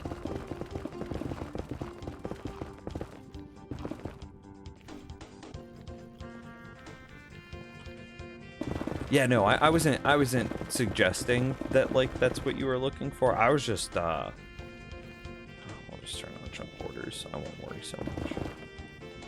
I was just more just talking about what we can do with it.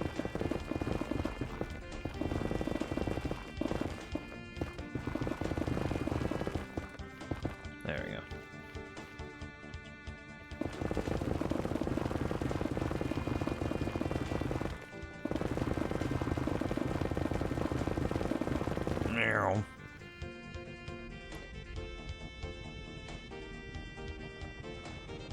I can't find a desert, so I can't find sand.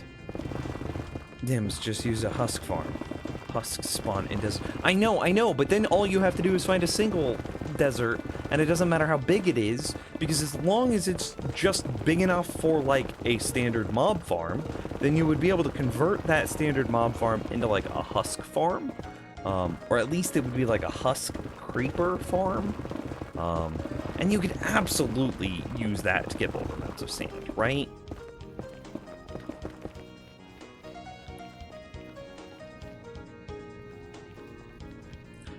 Yeah, mob heads, player heads, not really. It's not quite the same. But yeah. Definitely look into maybe using husks for sand in the future, either on my private hardcore world or on the Patreon world, because I think that is just a fun use, right?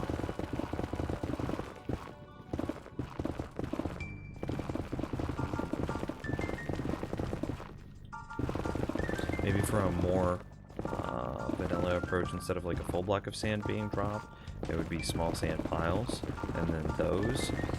Yeah, but then you're introducing new crafting recipes, and then like, if the only purpose of that crafting recipe is to make sand, then it just feels really redundant, I think. And I think that would feel not vanilla in a different way.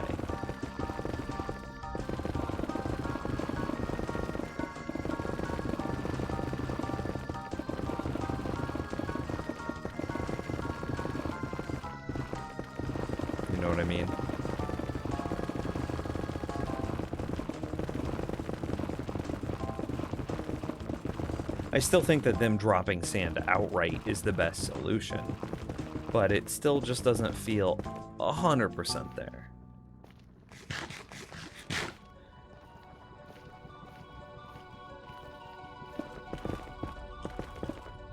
I mean, maybe you could change, like, the TNT recipe to, like, require piles of sand. That could make it, maybe make it feel a bit better. And then it's like a full sand block in order to do like concrete and glass and all of the standard things. And then TNT is like the sand pile. And that way it's like 4 piles of sand plus 4 gunpowder, which will basically be the same texture.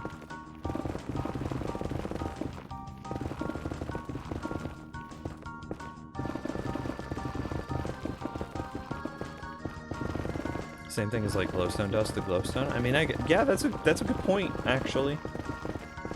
That's a good point.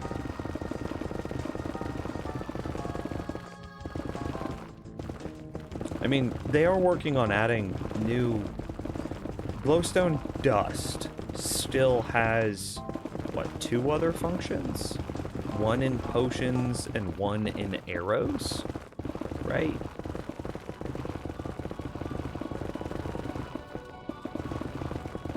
Sand pile could smelt to glass pane. Wait, oh yeah, that's a good idea.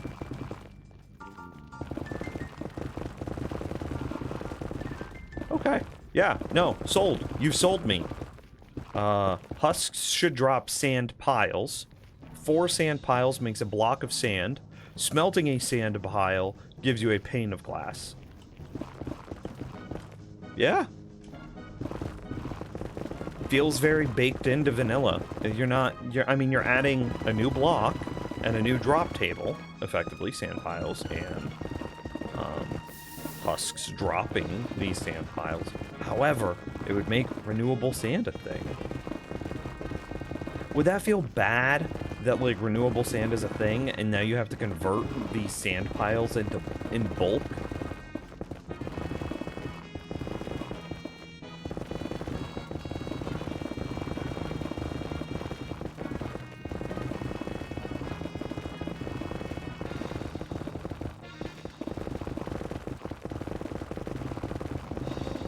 It's like, oh hey, I need a lot of sand for this, so now I'm gonna set up my husk farm, and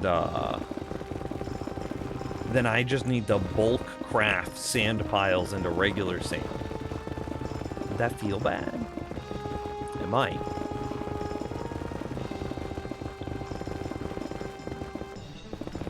Maybe if it's like gold nuggets into gold ingots. Maybe they drop sand piles with great amounts of frequency and sand blocks with low amount of frequency.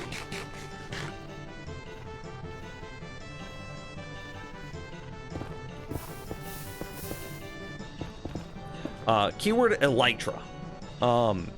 We've been talking about what I would make changes for like vanilla Minecraft in these last few streams. Like what would I want to see? What would I implement? We've talked a lot about like spider bosses and queen bee bosses and like a bee mount that you could ride on and like slow fly with, which would be great for controlling like as you're doing very tall redstone projects. That would be really nice. I think it would also be cute to fly around on like a giant bumblebee. And like this is a mount, like a horse is. And it could hover, which, you know, there's no hovering in Minecraft currently, in vanilla, right? You could do it, or in survival, you could do it in creative, but like, hover in vanilla, I think would be really nice. So anyway, those are ideas that I've all suggested and implemented. Rephrase. That I've suggested for and suggested implementations for into Minecraft.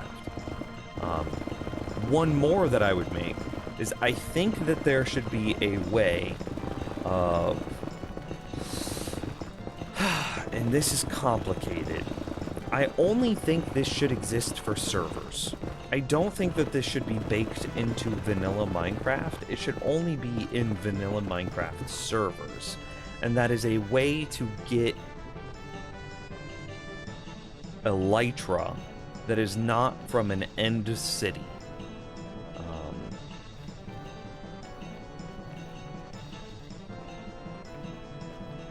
Because the further, or rephrase, the more matured your Minecraft world is, all of the close elytra are gone. Those are the first ones that people grab. So now, you entering into a semi-matured a server world, you have to travel further and further in order to find your elytra. That kind of stinks, I think, because, like, you're just doing it with, like, ender pearls and block bridges, right? I think that there should be, like, an optional crafting recipe, maybe a villager trade, something that allows players to get elytra on a server that's not an end city. Rassel! Hey, what's up? How you doing?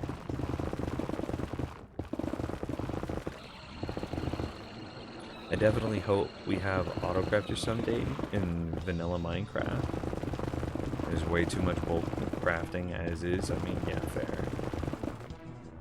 But would it be 4 piles to a block or 9? 4, for sure. Maybe instead of an auto-crafter, maybe like an auto-packer that converts the smaller items into their packed form, like ores the blocks.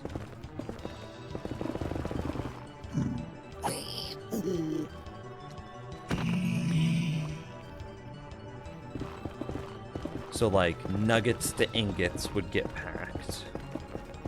Ores to blocks. Okay, so like iron ingots to iron blocks. It could upcycle them effectively. Is that what you're saying? Like upcraft them. 9 nuggets to 1 ingot, and then you could take 9 ingots and make that 1 block. And these packers could upcraft, but can't craft new things. So like you couldn't make a piston because that's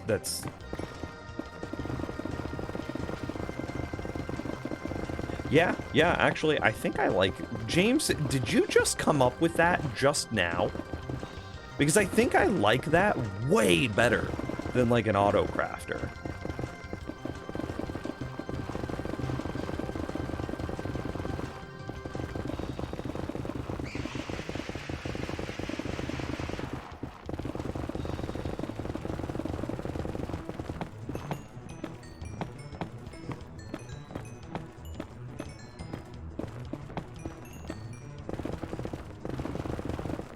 that way more than an auto crafter.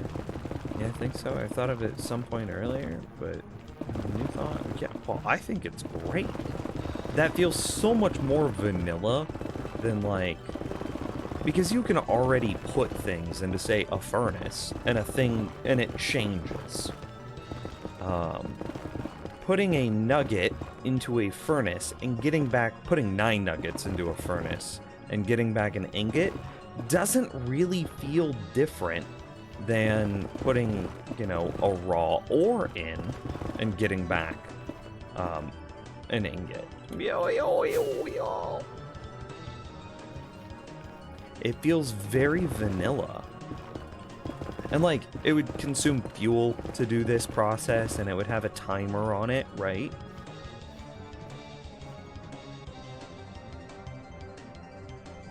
But yeah, that could be...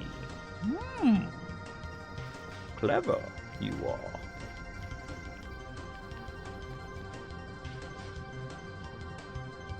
See you later, Retro. Have a good night. That's a thing in a few mods? Ooh. So maybe not the first person to think of it. Still, I think it's a great idea, James. And if convergent evolution, you could have had that thought regardless of somebody else thinking of it first.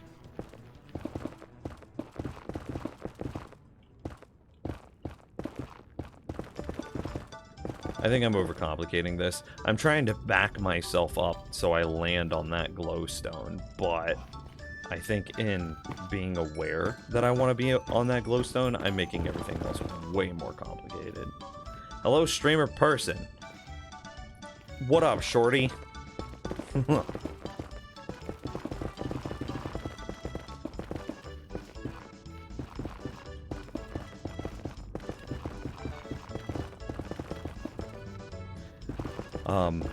Earlier, Bearded asked what the goal was with these chunk clears.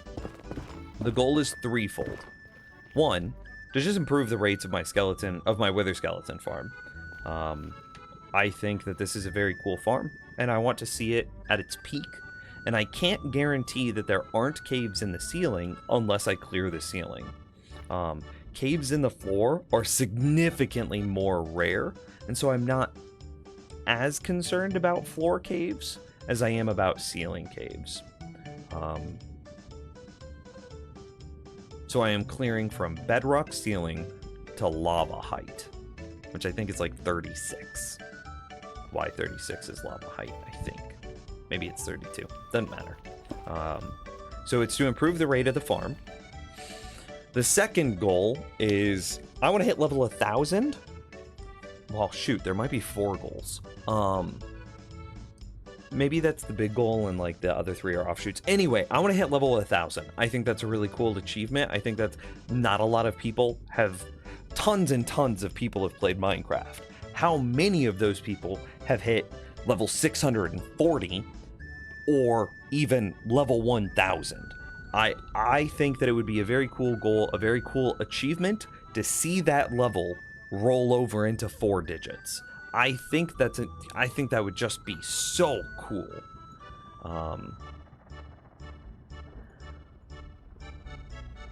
Thirdly, I want this Wither Skeleton farm is a unique farm. This is my own design. I developed it myself. It is, and I think it is really good. I think that I did a lot of really cool, clever things. I think that the use of powdered snow in order to enable a second layer, really clever. I think that the use of a cauldron suspended over honey to prevent my piglin from escaping was also really clever. The way that I did the whatchamacallit, the like bait area to fall through is really clever because it only takes up 11 blocks, which is, you know, the fewer blocks it takes up, the more spawning spaces I have. So I think that was really clever. And I think that just like with the tree farm and the skeleton spawner farm, I think that the use of dogs here is also really interesting to fully automate the use, or to fully automate the collection of wither skeleton skulls. And then to fully automatically provide a stream of experience that you could do for other things. All of that comes together to say, I think this is a wonderful, unique farm, and thus deserving of a video. So if I clear all this area, then the farm looks its best, and being presentable for a video is important. That was third. So fourth is, I've never cleared a perimeter in Minecraft before. I've just never done it. I've played Minecraft since basically InfDev, and I've never made a perimeter, never cleared a perimeter. And I think that there is a rite of passage that goes along with clearing a perimeter, and I want to do that for myself.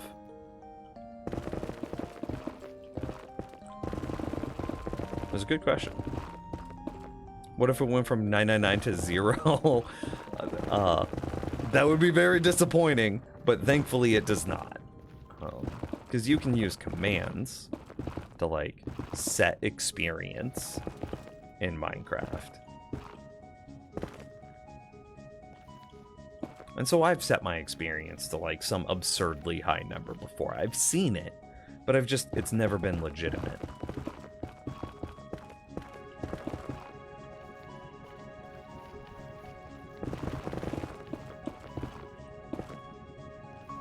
Did you happen to catch the insane weather farm they made on Hermitcraft this season? No, I haven't. What made it insane?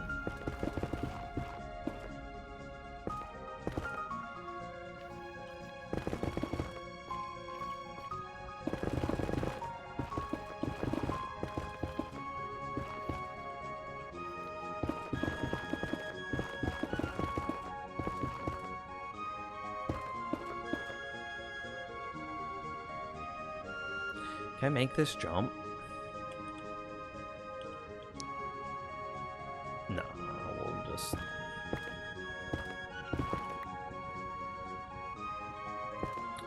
I really overthought that. I really did.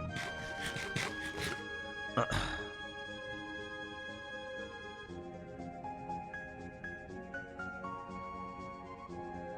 got an itch again. The packer idea definitely seems good. I can't think of anything that I 100% need to be crafted that wouldn't be covered by the packer. I mean, yeah.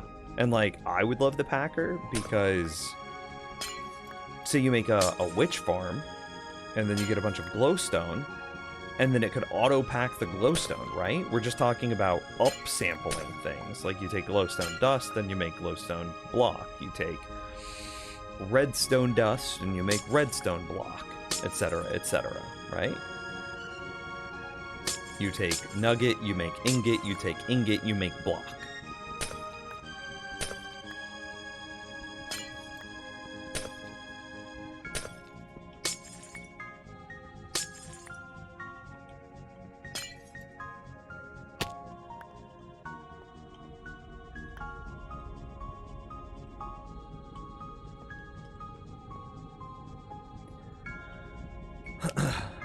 Like 5 skulls a second or something stupid, and it uses all natural AI pathing? How the hell could it get 5 skulls a second? Is it possible? I don't... How? How could you get mobs to spawn that quickly?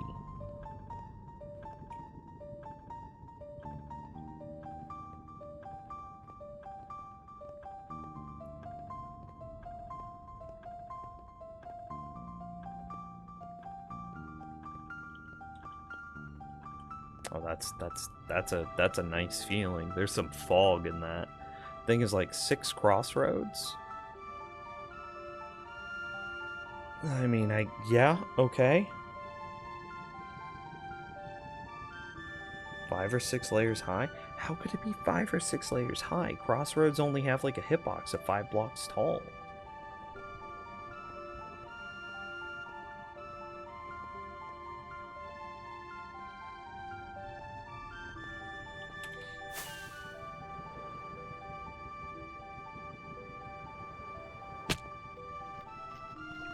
Hi, buddy. Yeah. I mean, I understand that you could be.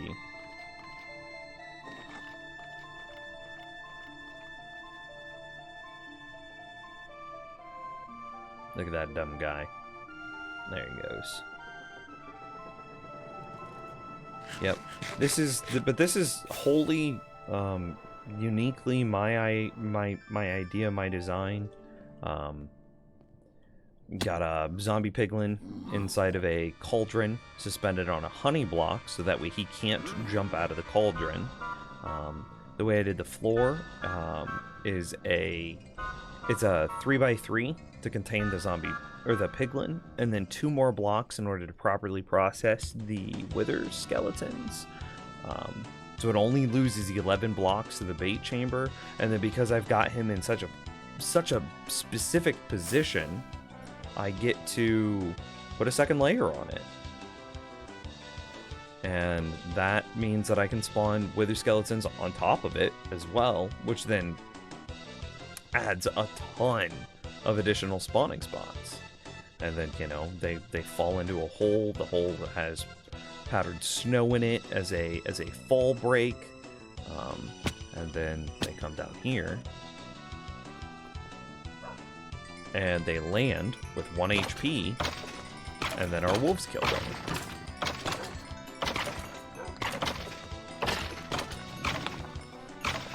Are they using nether brick to do it in the fortress binding box, not crossroads? There's no way diminishing your farm at all? Oh no! I didn't take it as such. Yeah, because I've seen like 10, you remember like the iron foundry that Tango Tech made forever ago, where it was like 10 and, well, more than that, it was dozens of villages embedded inside of each other, and I think that technology exists again.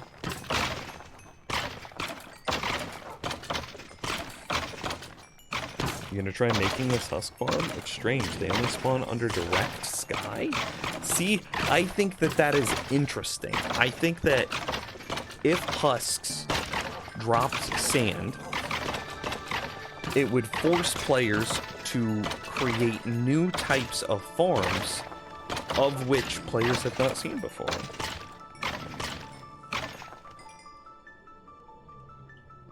I think that is interesting. I think that's like, give me different types of farms.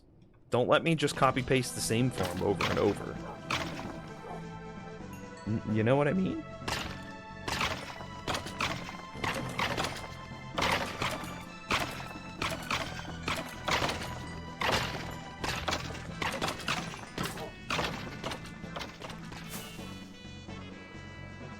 This looks pretty good though.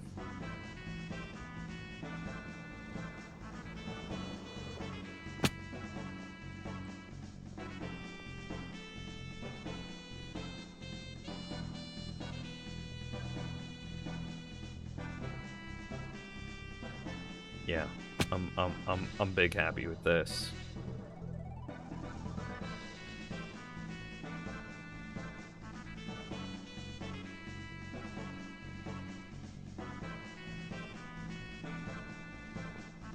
I must be oh, I'm standing in range. There's a spot right here where hella mobs spawn.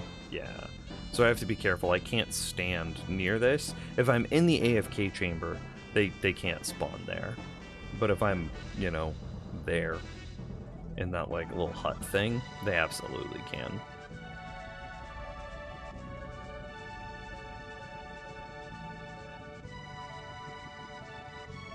I should be 24 blocks away from the closest point, right?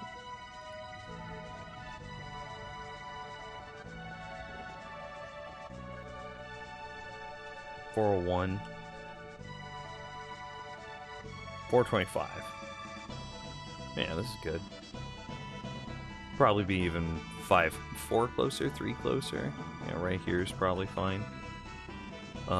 Because there is that like 4-block border around the edge. There still might be stuff over in this space that can spawn. Yeah, look at all that. And that's just a bunch of stuff I haven't cleared either. Let's see, where is the edge for my clearing?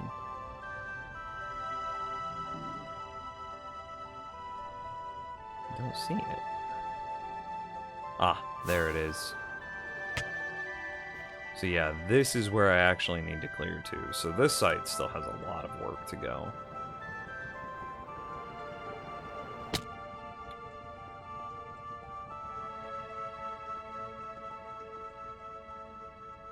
Slab or lava it? I mean, I just, like I said earlier, I just want to chunk clear it all. I just want to clear all of it from, I mean, this, right? Just from ceiling to lava. And if there is land, if there is ground at lava, I'll slab that ground like this.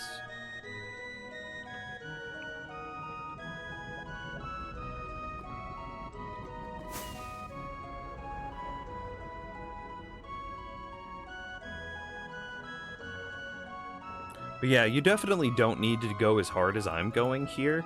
Like, who cares if there's some small caves above you that a couple of mobs spawn in? And who cares if there's a couple of caves down below? You could get, like, 80% of these rates, and probably 70% of, like, the overall perfect rates by, thinking, just by, like, slabbing the nearby areas. It doesn't have to be crazy. Why not disable that small area until you clear it? Because if I put slabs on it, then I'm gonna have to mine the slabs in addition to the blocks themselves, and the rates are already, like, really, really good.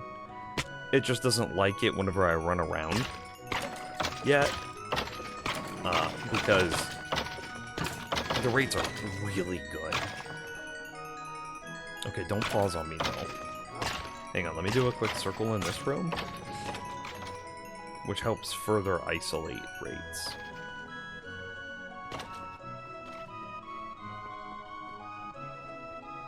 Doing a quick circle. Doing a quick circle. Quickest circle. It should despawn stuff on some side and respawn it on the others. And, well, respawn it on this. So this should have helped the rates a bit.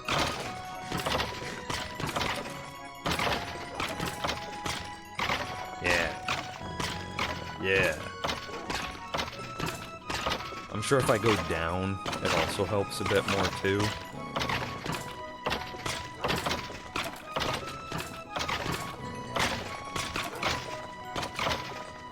Yeah.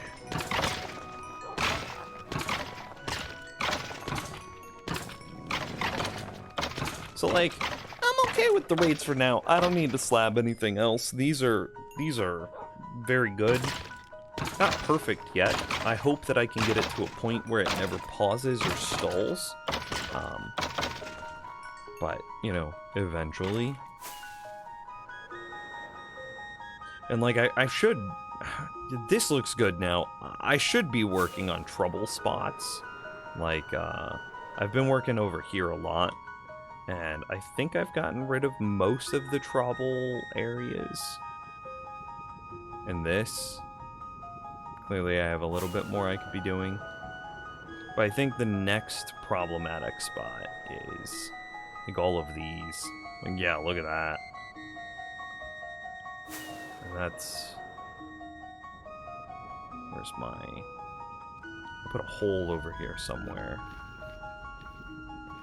They're all spawning there.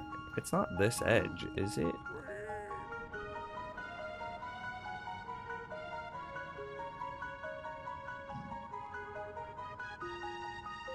Oh, it must be. Okay, well. So all the dudes here on this ledge wouldn't exist.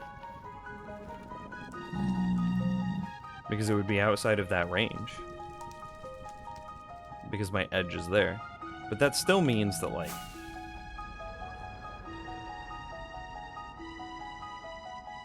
So if we know that's our limit...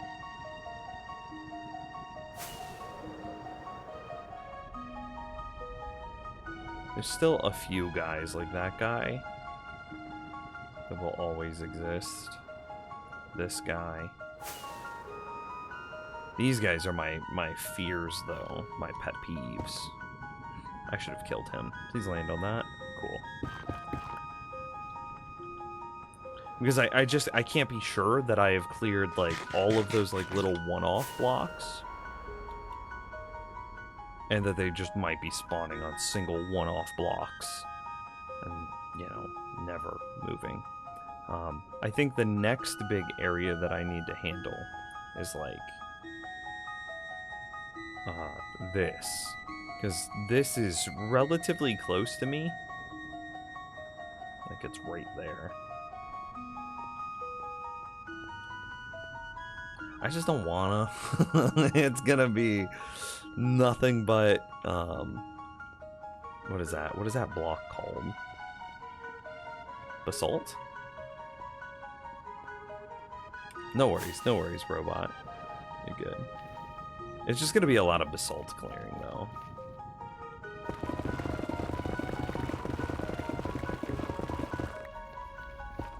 And I'm scared of basalt, because it doesn't insta-mine.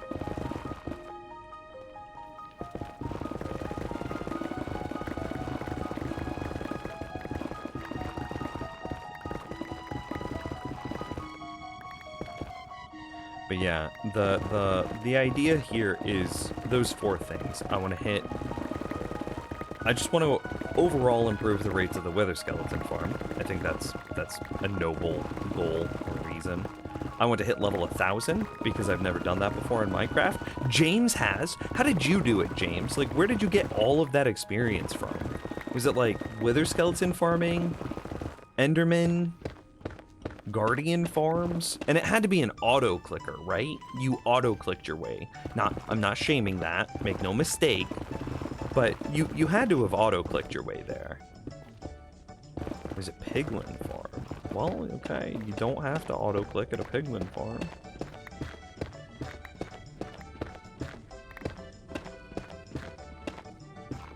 Okay.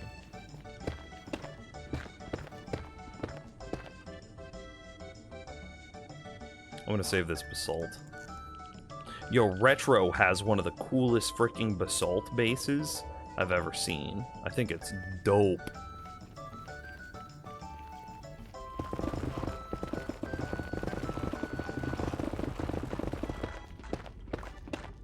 We should do, like, bi-weekly server tours and just check on people.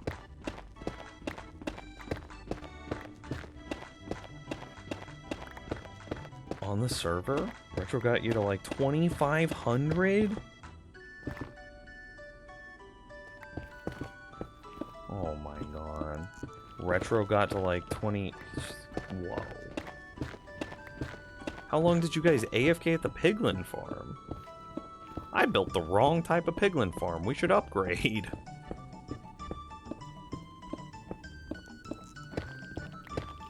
Oh man. Does haste 2 make this go quicker?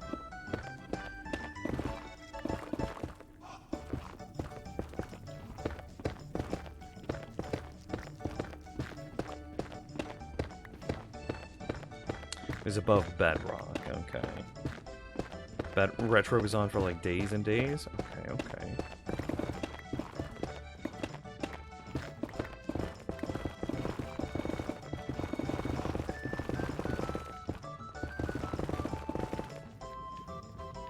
Boy.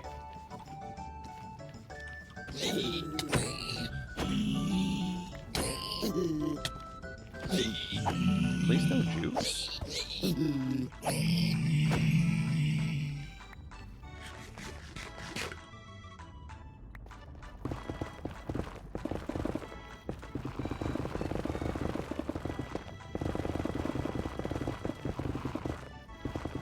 Yeah, okay, I mean, cheesing it a little bit, getting on top of the nether roof, but, like, that's still absolutely possible. And that's just the aggroing one, letting the rest die, giving you experience. Ooh, you know what I just thought about the Packer? That would be sick. This would be so fucking sick. This would be the coolest freaking thing. If you could auto pack gold ingots, or excuse me, well, I mean, I guess that language is correct. If you could auto pack gold nuggets into gold ingots, which would then, you could then send those off for, oh, I'm accidentally doing 3 chunks here. This is going to be problematic. I was not paying attention. Uskal, hello!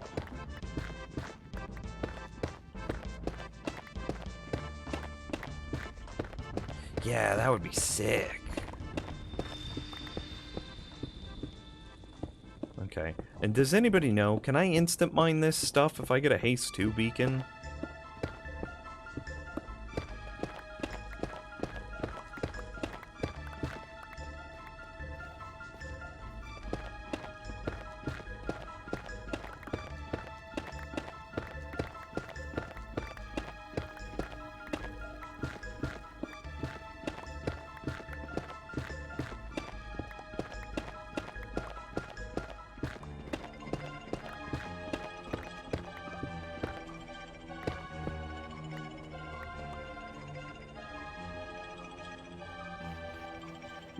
My friend and I just finished. We were here forever after a 5.5-hour session.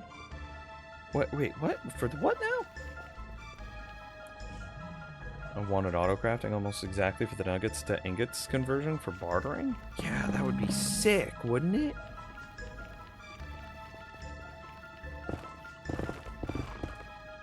Like, that alone. Like, even if a packer did nothing else except for pack nuggets to ingots, that would already make it like one of the best freaking crafting things in the game. That alone would be so good.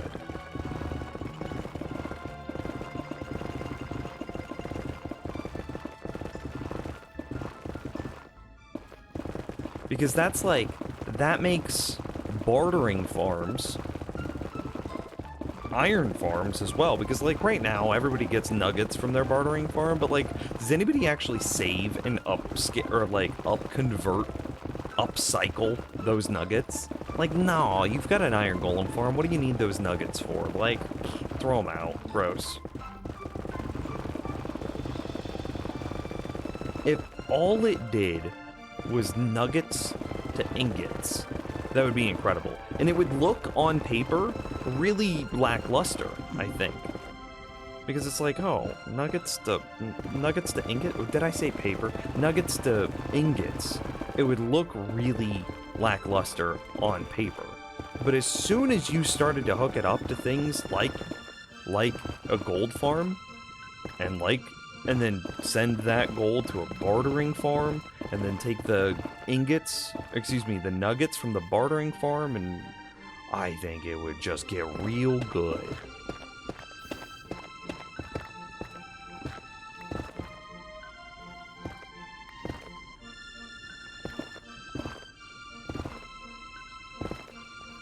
How far down do I want to go? Okay, I see it.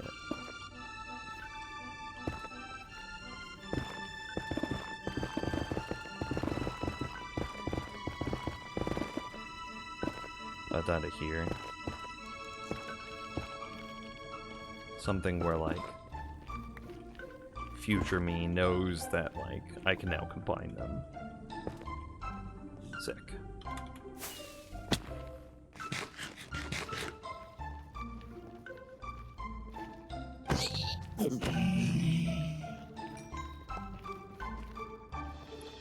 Levi Wolf? How's it going? I think my next world will be using carpet just because they have auto crafting as an option, much less work than implementing a full-on packer. I mean, I get it. But like, an auto, and then you could, I don't know, morally constrain yourself to only using it to upcycle your nuggets.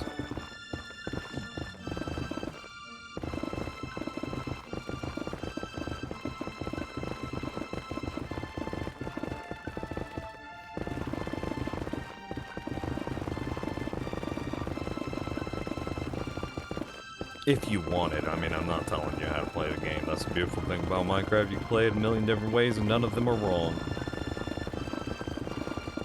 Unless you X-ray. That's wrong. Don't X-ray, chat. Shoot! There's even reasons to X-ray. Dang it. There's nothing wrong with playing Minecraft whatever way. Okay, okay. Don't use fly hacks on PvP minigames. That's a wrong way to play.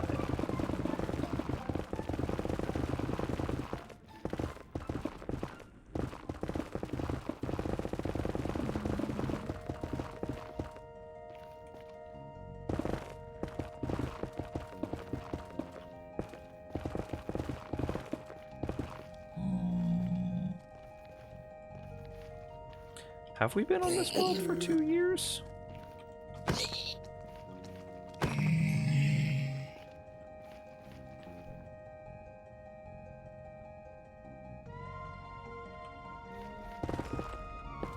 Anybody know?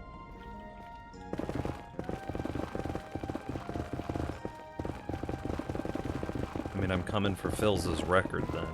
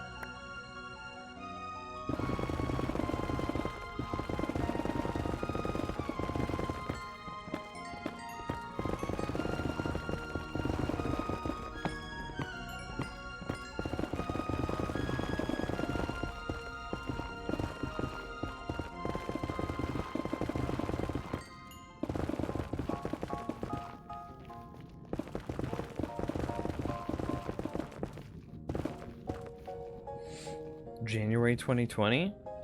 Or was it February? I mean, VODs? Exclamation mark VODs? Maybe?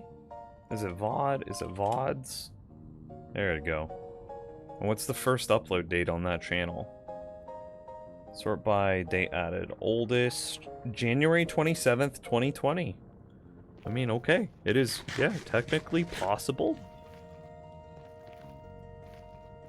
Yeah. This nether is not 2 years old, though.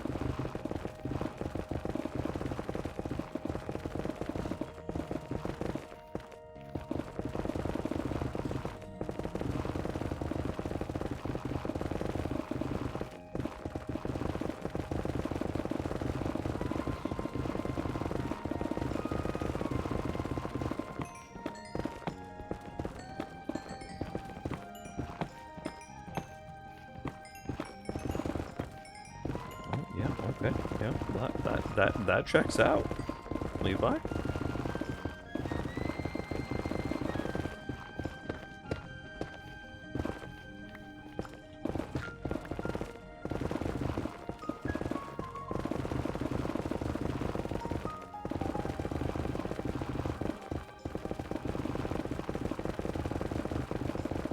I don't need these anymore.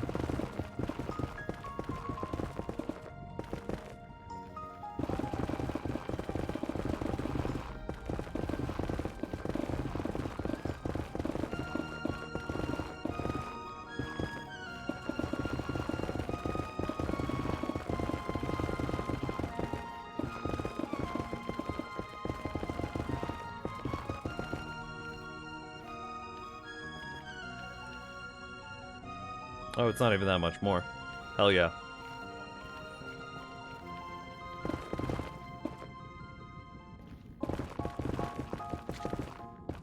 Ooh, got a little awkward here.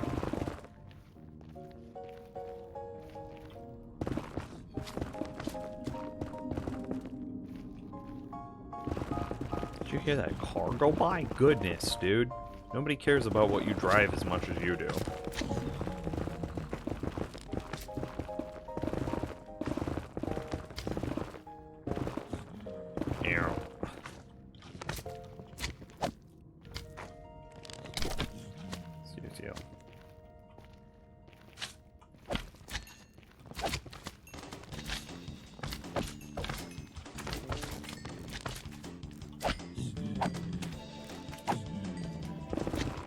Are there zombie piglins mad at me? It kind of sounds like it. They've got to be like on the underside of a wall.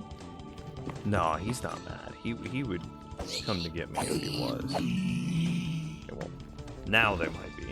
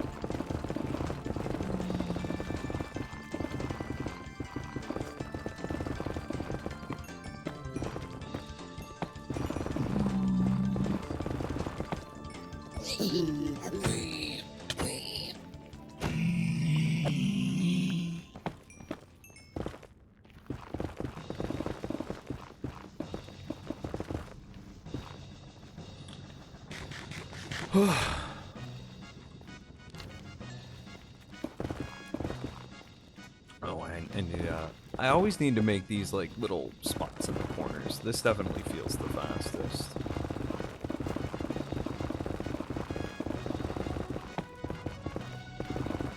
See, then I can just...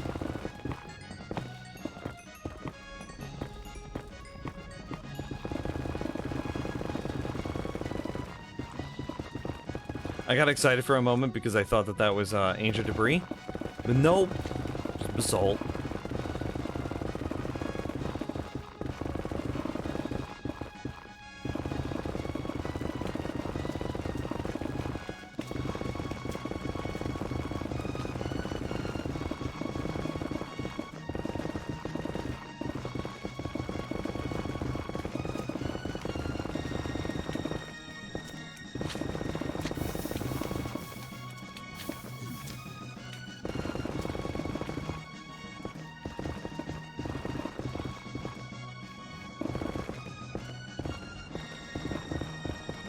Oh, I wanted to go back to what I was saying earlier. I think that we should do like a server tour every, what, bi-weekly? Every other week? Thoughts? Opinions? Like, check in on what people are building. Or maybe it should be dynamic. Like, not like a hard set in stone thing. Like, oh, every other Friday is a server tour thing. Maybe it should be like, oh, when people finish their next big projects. Whenever there are like 3 new projects to talk about and explore, that's when we should do a server tour. If that, with a minimum time of like, I don't know, a week.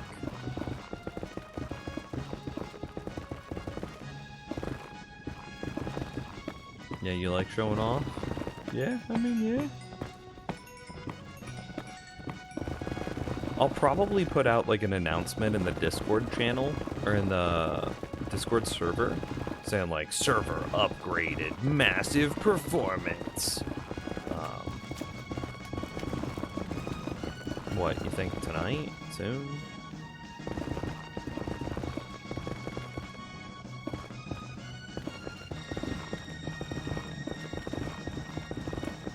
Yeah, and then we show off builds once a week minimum, and then maybe like a dynamic thing, like I said, like whenever enough builds have been completed. That way there's stuff to like actually show off. Because if it's just like, oh hey, we're gonna do a server tour and everybody's just been chilling, then like we're showing off nothing. But if it's you know, if people have made a bunch of big things and it's really impressive, we can be like, oh yeah, so and so made this and it's sick as heck.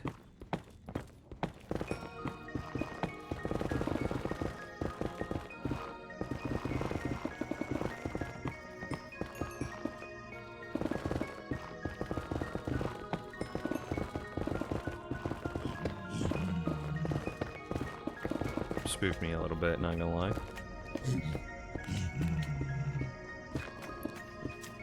I'm very mad about something.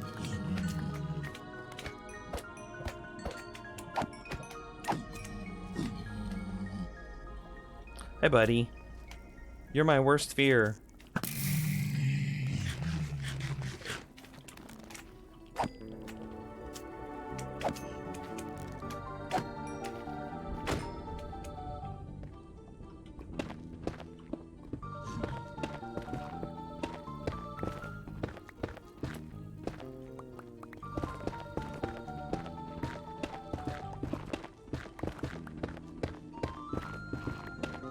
I don't know if I ever saw the answer to this question, but does a Haste 2 beacon make Basalt and Blackstone instant mineable?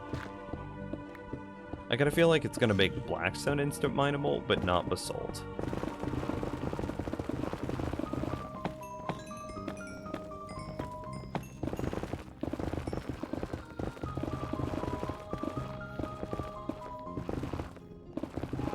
Other way around? Okay. Still, so like it might help a little bit. Is it worth the time, effort, energy in order to get one set up in this space? I mean, I guess it wouldn't be that bad. I could put it... I guess I could put it like basically in the chunk that we're clearing now. Say like right there on top of that four-way, that intersection. And that'd definitely reach for like the remainder of this basalt area that I need to dig through, right?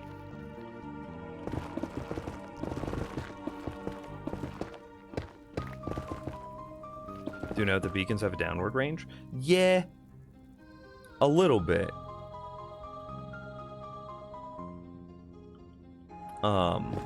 But again, because we're going down to lava, it doesn't need to go down all the way.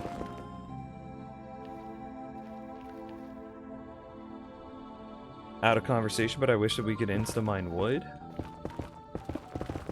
Yeah, that would be sick. That would be sick as heck. Tree farm would break though. I mean, you wouldn't be able to insta-mine it. Different tree farms would probably become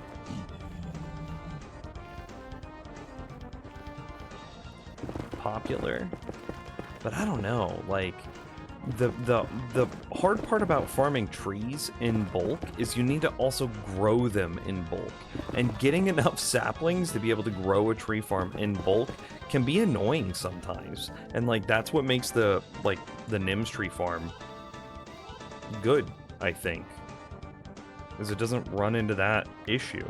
It gets you enough saplings and grows you the trees, all efficient enough.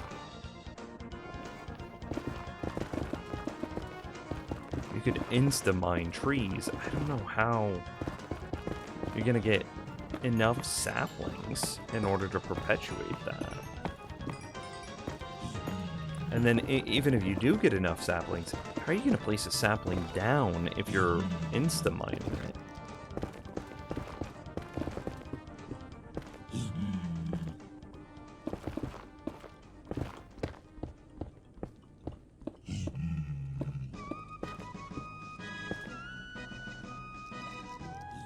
Kind of goes back to what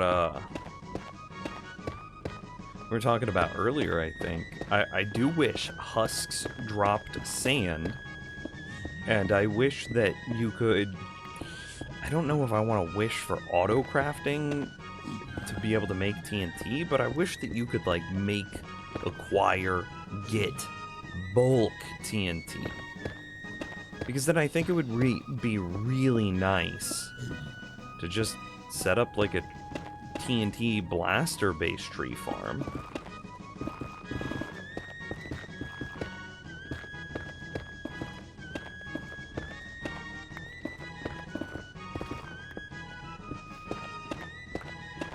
Without needing to dupe.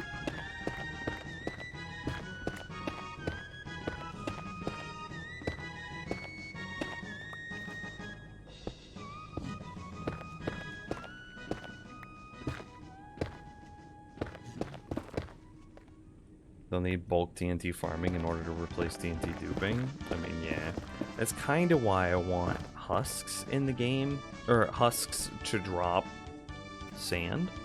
It's because that would get you the, I mean, it would get you the sand you need.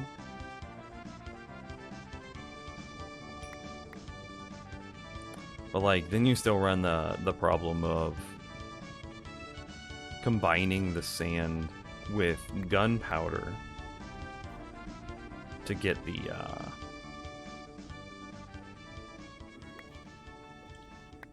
TNT that you want.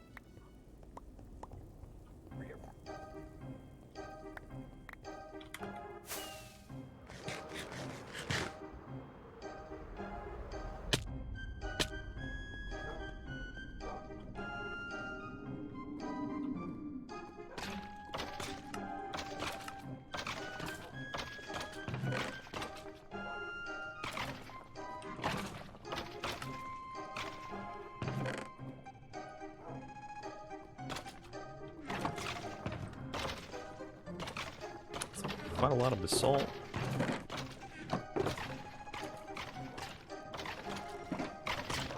I need to find an amethyst at some point in this world because I don't have one, and I want tinted glass. I saw a couple of uses for like tinted glass that I thought were both really, really pretty, nice. If you put tinted glass in front of redstone lamps, and then use your redstone lamps to do things like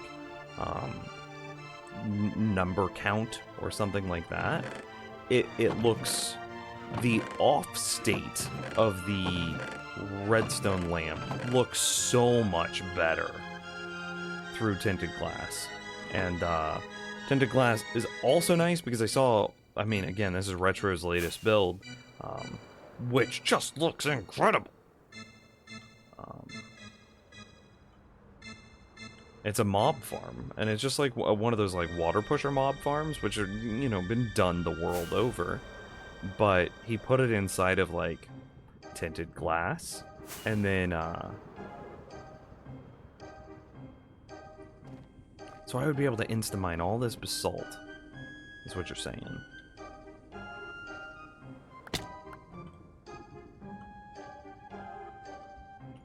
I'm gonna mine that out. It would be much faster if I had a beacon.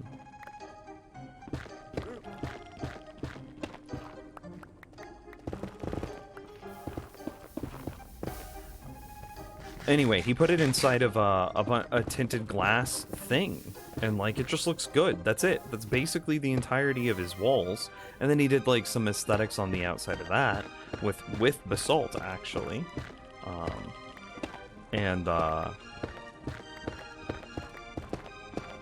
yeah, it just looks really good. And yeah, tinted glass just seems like an incredible block. Being able to look in without having to worry about like messing up your lighting levels.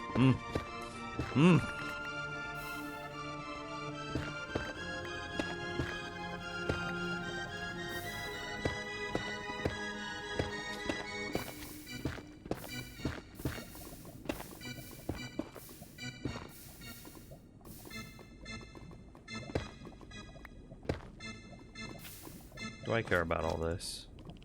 Maybe I do a little bit.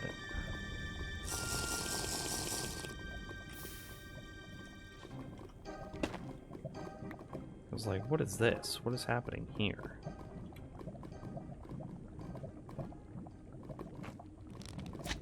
Is this inside of my, like, clear area?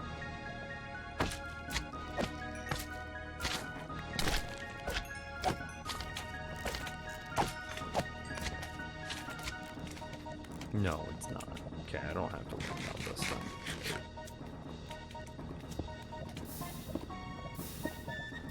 Lamau.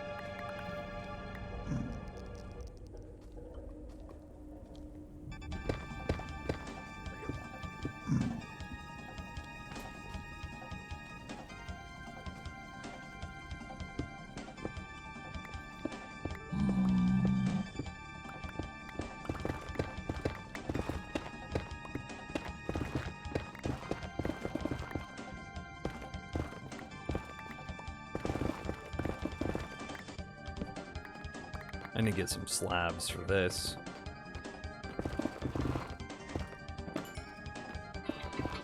Scared the crap out of me.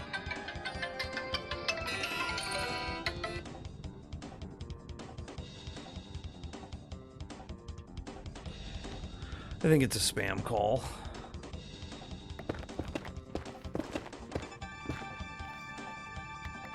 Damn. Whenever I get spam calls, I answer them, and then I mute my mic, and then I just let them sit there. And a lot of auto dialers will think that the number has been disconnected and will remove it from their call list. Like, actually remove it from their call list. Instead of like, oh yeah, I'll totally do it, says the person.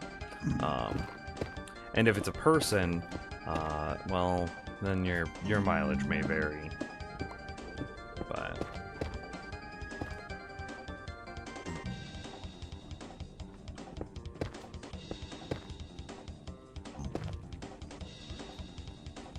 okay, I need to go get some slabs.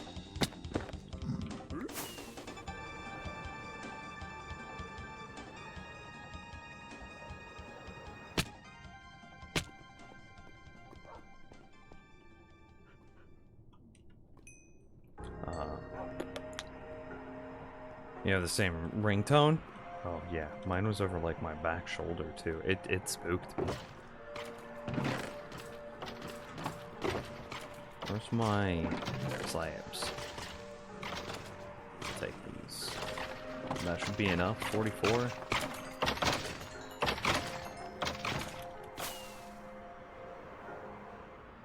Okay, I put a torch on it so we'd be able to find it. Hey.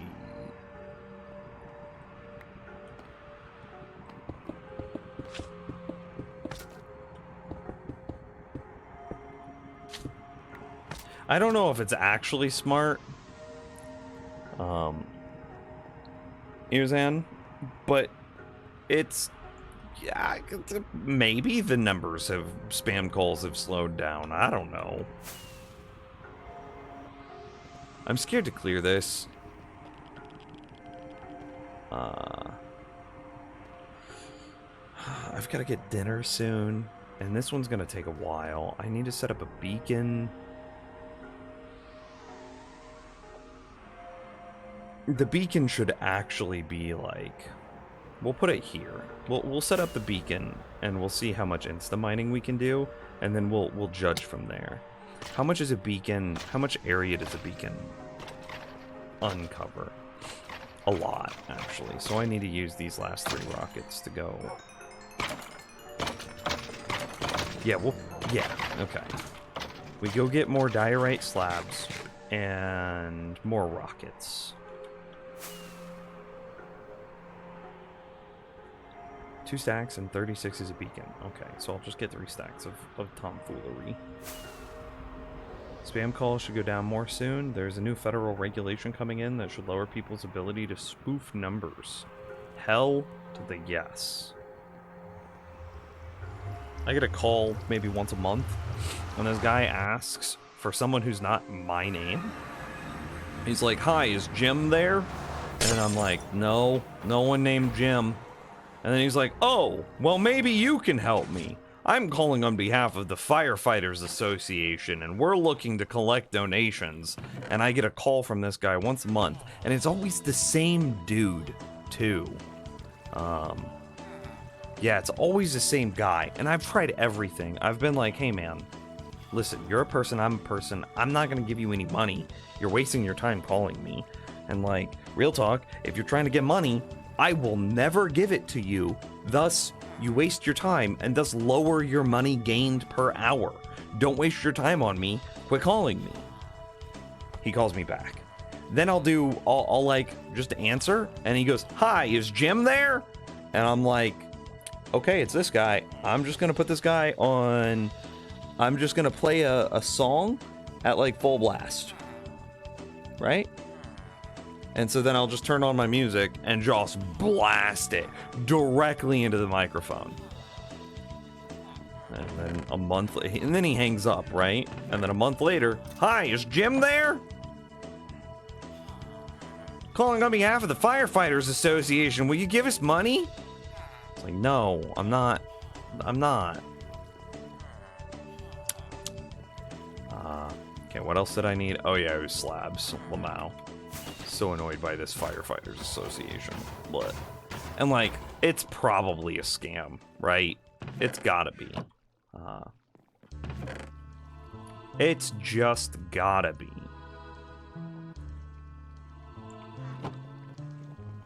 But still, dude, like,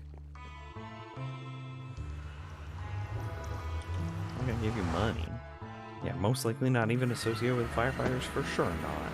It's probably some, like, LLC that they claim is a nonprofit that really isn't a nonprofit.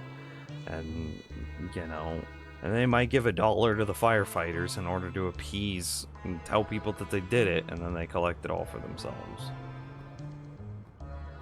Either that or someone that doesn't like you signed you up for their call list. What's interesting is I think I might have done it to myself because they use a name that I will frequently use as like an alias name. So I think that Jim isn't what he really says. He asks for the name that I use as my alias. Not Nims. But not my first name either. And he's like, hey, is alias there? And I'm like, oh, something's up. And so I'm sure that, like, I signed up for something at some point, and that something sold my information to, like, shady people. Or it's just a wild coincidence that, like, the person that he thinks has this number is the same name as my alias thing. Who knows, right? But yeah, if something ever wants me to give my phone number, I almost never give my real phone number. Or, excuse me, my real name. Like, sometimes you gotta give them your phone number, because it's like, okay, yeah, I need to sign up for this service, and you need to set me a text verification, blah, blah, blah. But, like, also, I don't want spam calls. So, maybe not. And so, in those situations, yeah, I always give them an alias name. Which usually keys me off that it's a fake thing.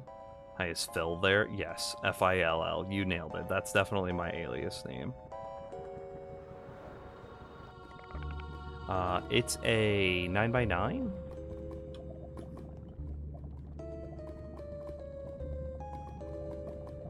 I love that name for you. Thank you for the follow, Coochie.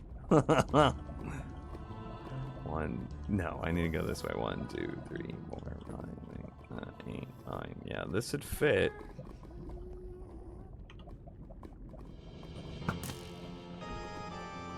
Oh, this is just gonna be annoying for a minute. Hang on. Let me go. I really wanted that to work. I thought it would be dope if I could melee a ghast under lava. But,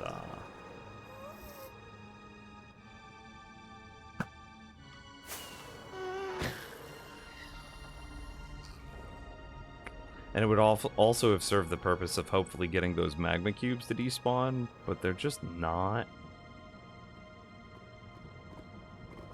Whatever. Oh,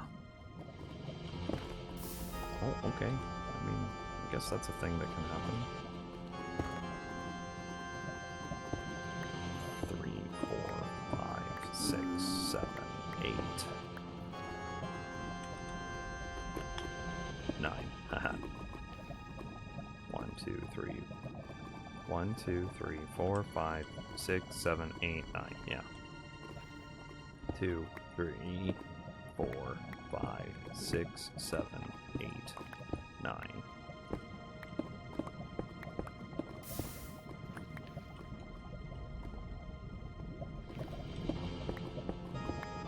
Thank you for getting the number of blocks I need to make this beacon. That was very helpful. That's the type of backseat gaming that I love and I want to encourage.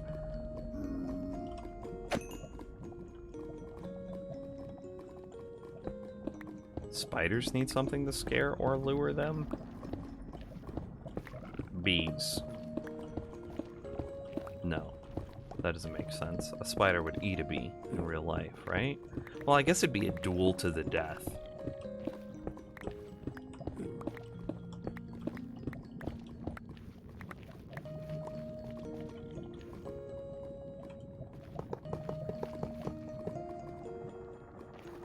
Two, three, four, five, six, seven, 8, 9. 2, 3, 4, 5, 6, 7, 8, 9. Cool, I can count.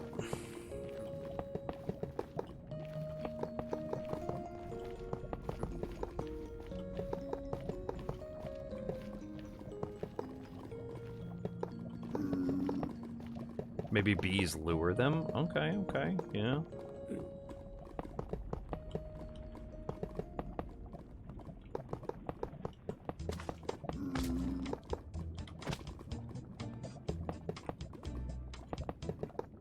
I'm gonna have to go up and hope that I can clear this spot out of the ceiling as well. I, you know, didn't do that, and so this is kind of like a Hail Mary.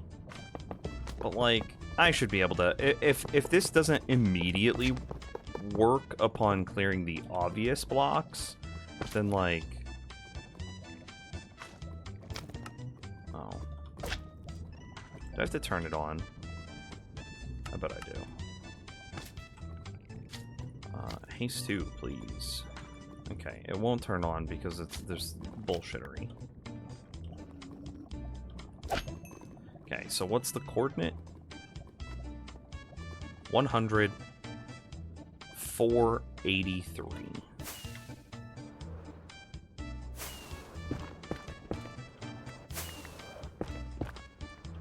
Okay, we should not do it this way.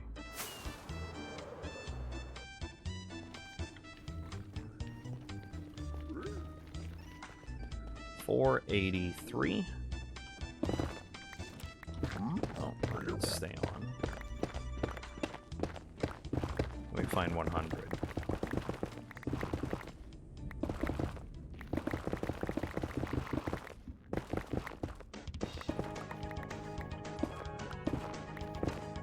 Should be like right here. Yep. Yep, found it. Cool. That's already a really good sign that we got. Okay, I think this will work. I think that's true bedrock right there. 127. And so if we can see that.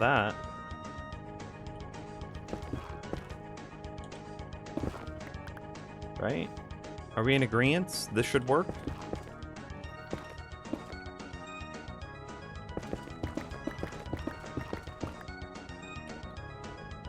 Oh, I didn't slab it.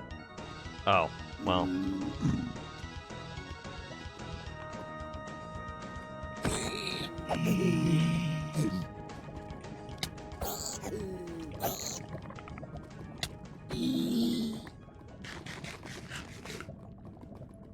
Okay.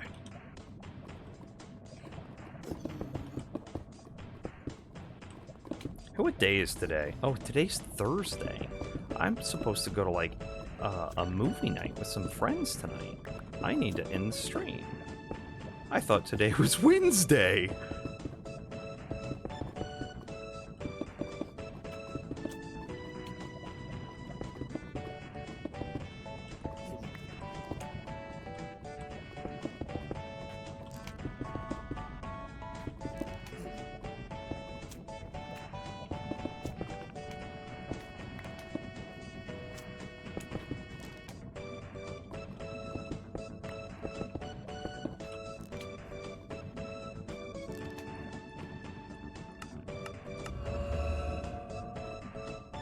Okay.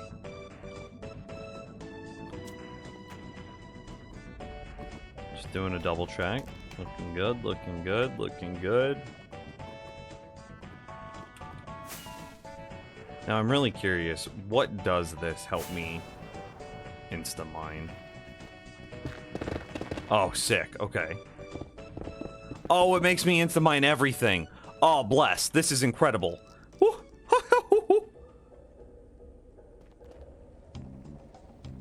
Okay, but, I think this is where we need to end the stream because I'm supposed to do stuff. I'm really hoping 1.20 becomes the inventory update. I mean, that would be sick. I doubled down on like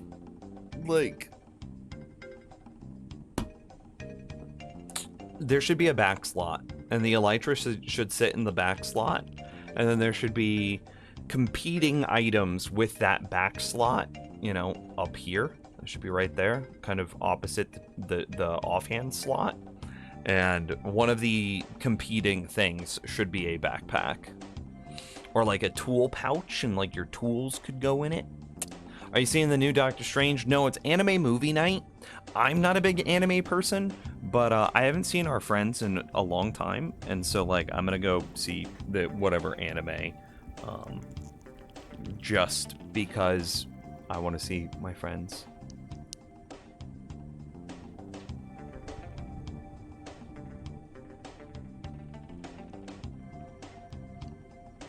So, hang on. Let me go ask girlfriend real quick. I'll bring you guys with. Leaving my office. Walking around the house. Prowling. Looking for girlfriend. I have found her. Candy. Are we doing anime movie night tonight? No. No. Why not? Because they can't host. Well, we could host. Yeah.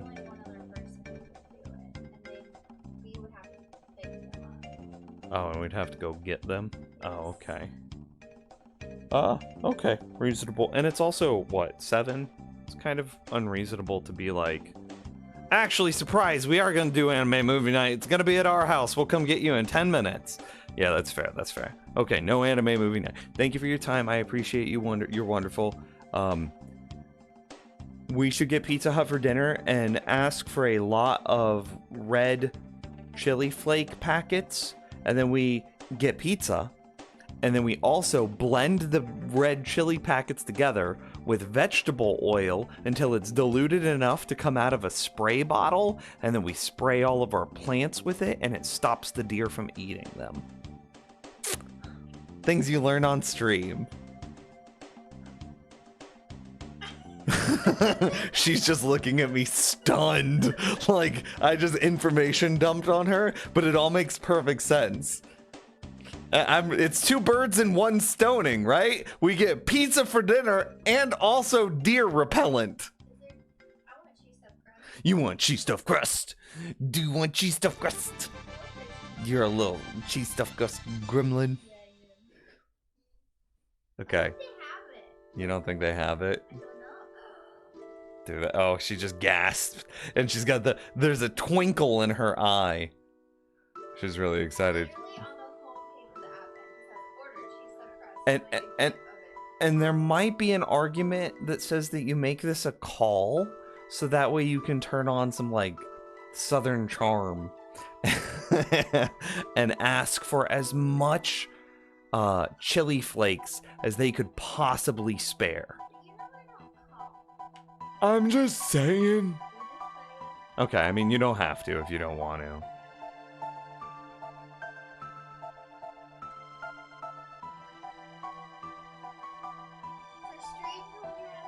Yeah, there's a guy in my stream that's from Springfield, and apparently what are those called? Hostas? Yeah, and we have elephant ear hostas. Apparently they have a bunch of deer in their backyard that are eating their hostas as well. And yeah, and he was telling me. And we were also talking about Ryobi tools, because apparently they have a bunch of Ryobi tools, and it's just like, are you me in like 15 years complaining about deer eating your garden and bragging about your Ryobi collection? Like, anyway, yeah, let's make some deer have a spicy mouth. Do you think if a deer eats enough spicy food, they get spicy poops? Oh, I bet they do. You think they do? I bet they get runny shits. You bet they get runny shits, is what she said. That's my girlfriend, chat room. Runny shits.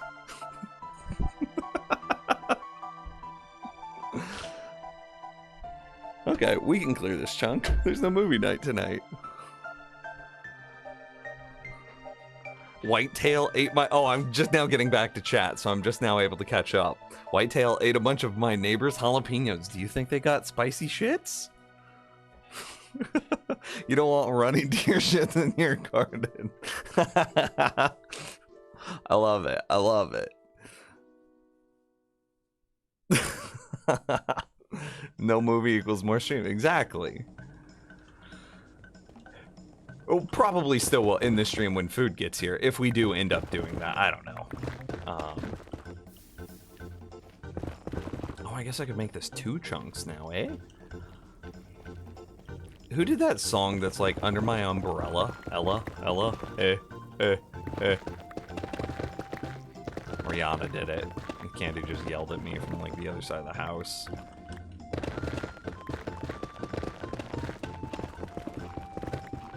Is Rihanna Canadian? Eh. That was such a dumb joke. I apologize for subjecting you all to that. Oh, that's kind of a satisfying noise, too. Going through the basalt. Oh, yeah.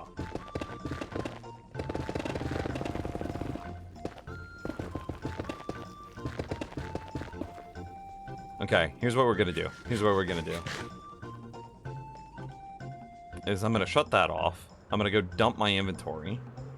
Just like a deer in my backyard taking a dump. Okay, one was gonna throw. Blat.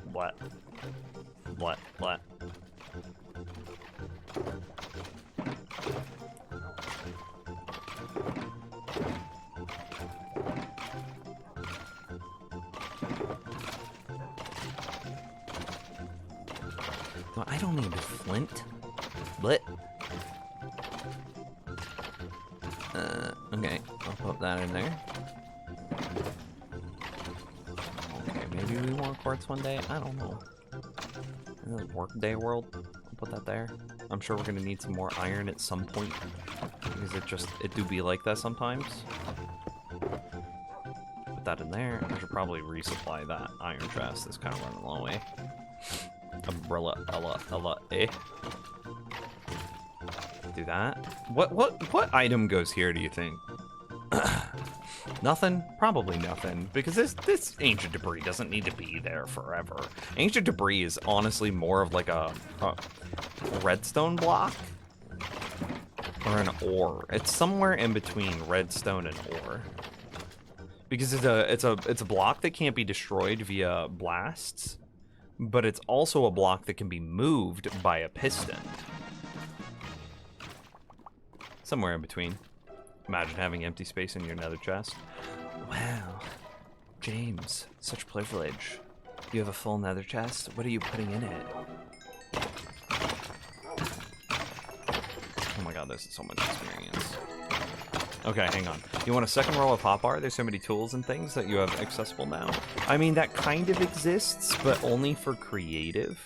Like, being able to hit the, where is it? Key bindings. Controls, I guess. Keybinds. Being able to hit, like, a load hotbar activator, save hotbar activator, exists in creative.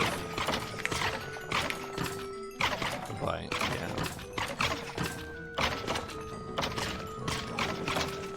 yeah. There's some movie that, I'm sure if it were a movie night that, if it were an anime night that I would go to, there is some giant mech battle anime that they were talking to me about. Candy, are you watching the stream? What was the giant mech battle anime that we were gonna watch if/when I go to the next anime movie night? Shulker boxes? Akira, not giant mech though. Okay.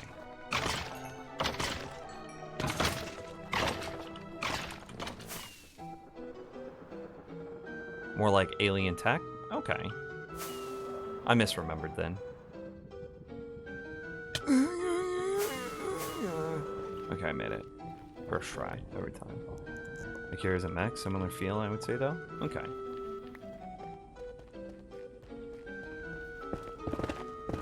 I mean, I'm just trying to, you know, remember what people told me obscurely once forever ago. No, I mean, is basalt renewable in any way? Like, can you build a basalt farm, or is the only way to get it in bulk basically what I'm doing here?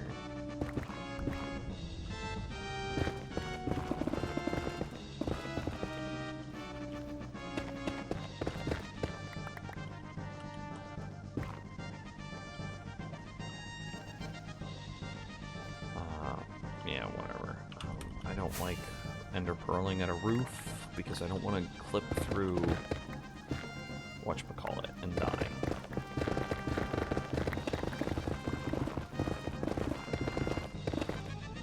Basalt is ice and lava? Okay, yeah. So I'm going out of my way to save something that is completely renewable then.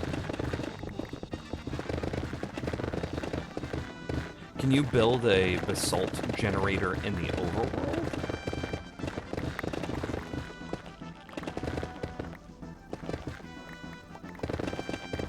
I mean, real talk, after I finish this perimeter, I'm probably going to have more basalt than I'm ever going to need for the rest of my naturally born life. However...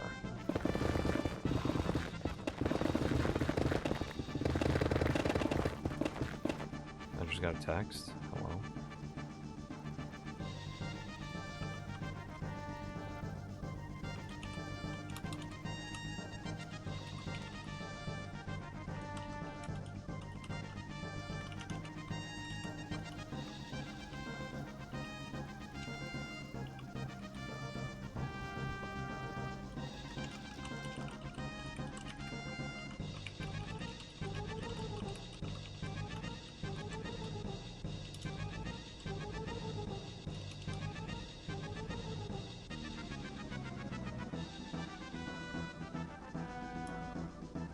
Okay, sorry. Are we...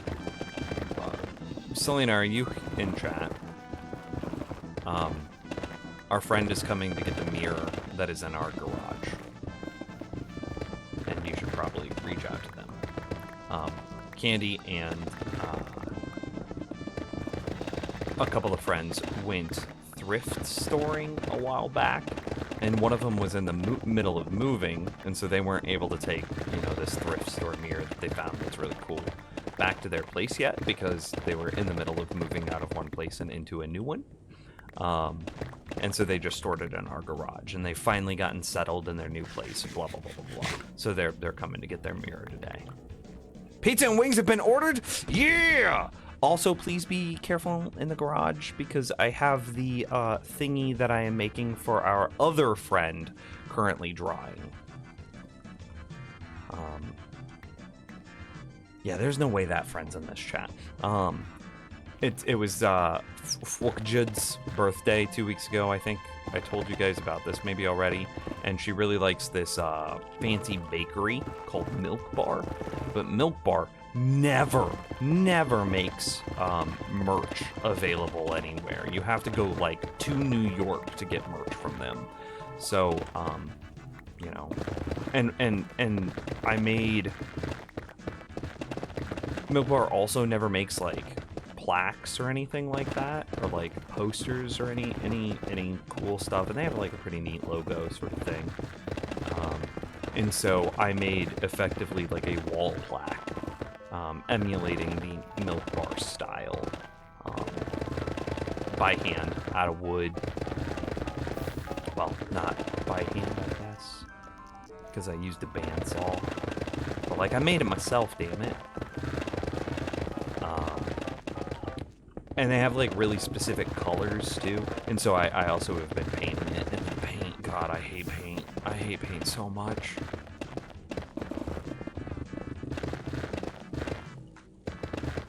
And that's drying in the garage right now. Just be careful if you go in the garage.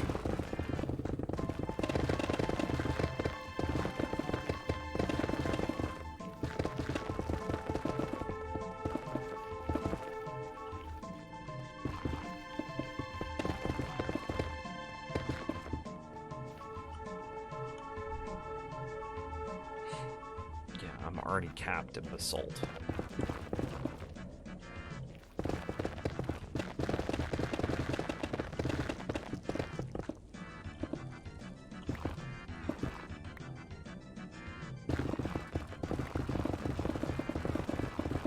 Whew.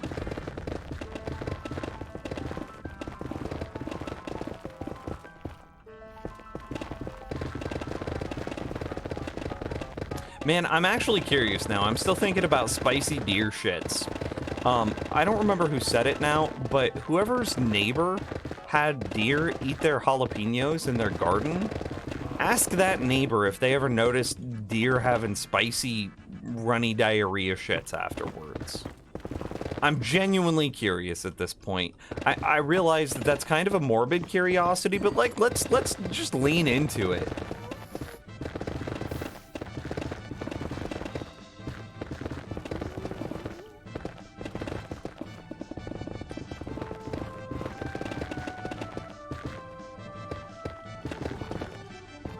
Maybe morbid curiosity isn't the correct wording. Maybe a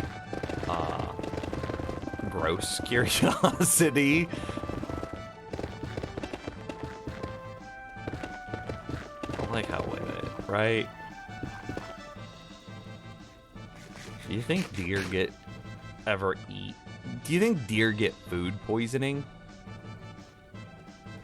Just eating some bad grass or something?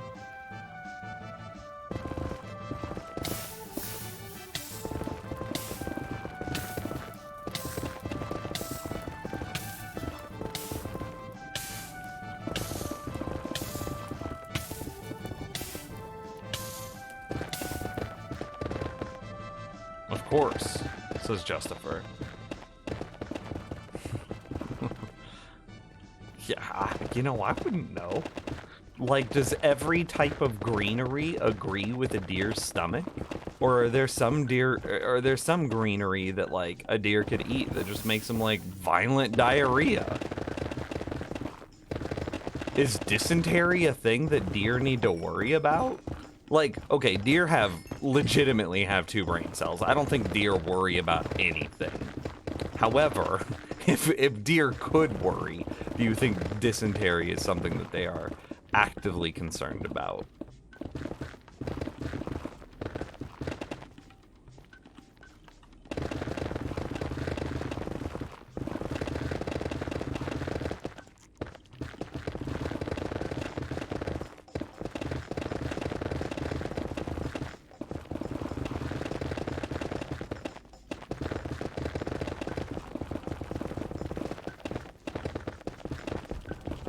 We'll ask them tomorrow. It's your highest priority. I love that. I appreciate the urgency. I can just imagine how that conversation goes. Hey, remember that one time that you told me that those deer ate those jalapenos in your garden? And the neighbor goes, yeah? What about it? And you're like, well, I was just thinking about that the other day. Do you think those deer got spicy diarrhea shits? And your neighbor's just like, what the fuck?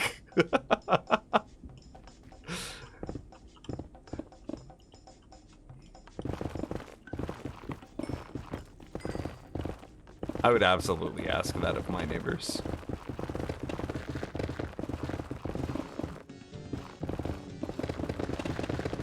%.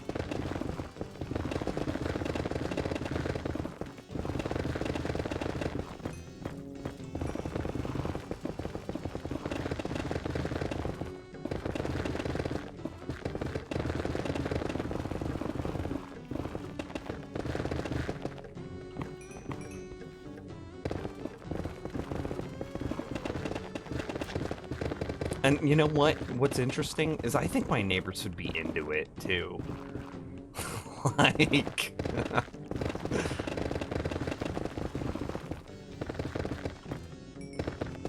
I don't know, a tree branch made a huge cracking noise the other day and broke off in one of our neighbors' backyards. That neighbor wasn't home, but the entire neighborhood was like, "Oh, did you hear that?" And everybody came running out of their house just to stare at this tree branch in one of our other neighbors' backyards. And like, I bet if I could get them genuinely thinking about deer shits, I bet they'd be about it.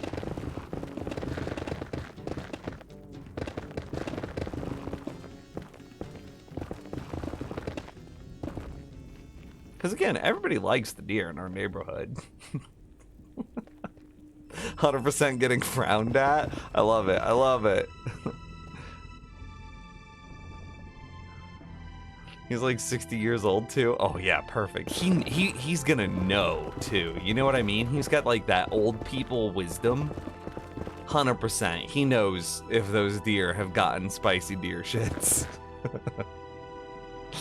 Okay, see you later.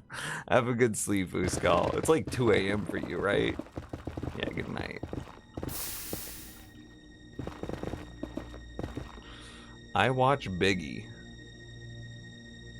Oh. Ho. You a hoe. Yo, don't turn on ads on your stream. But also, I'm not tech support for somebody else's stream. Don't be a hoe and self-promote your stream in somebody else's channel. Yo, what up, Eric?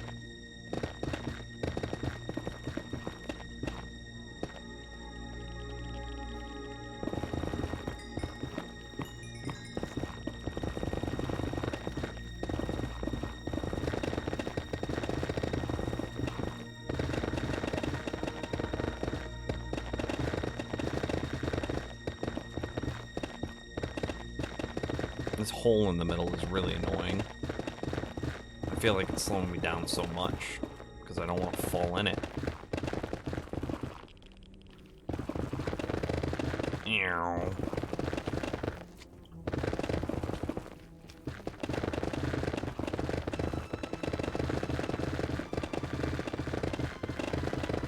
Ew.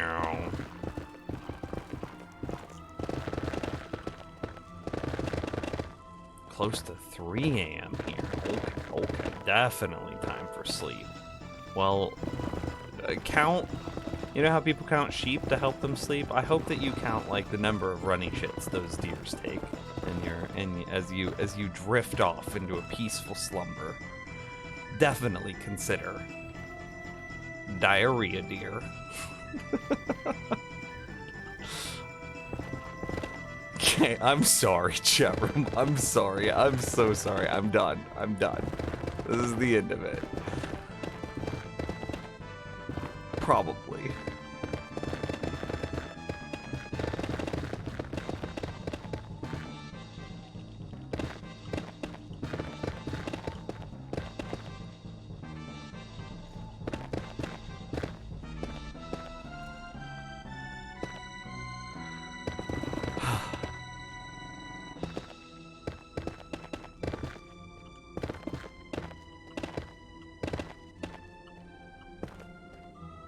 I'll just put that back.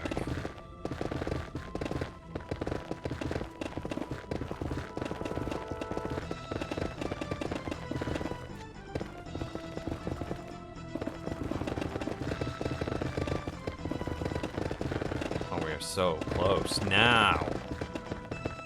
Let's go.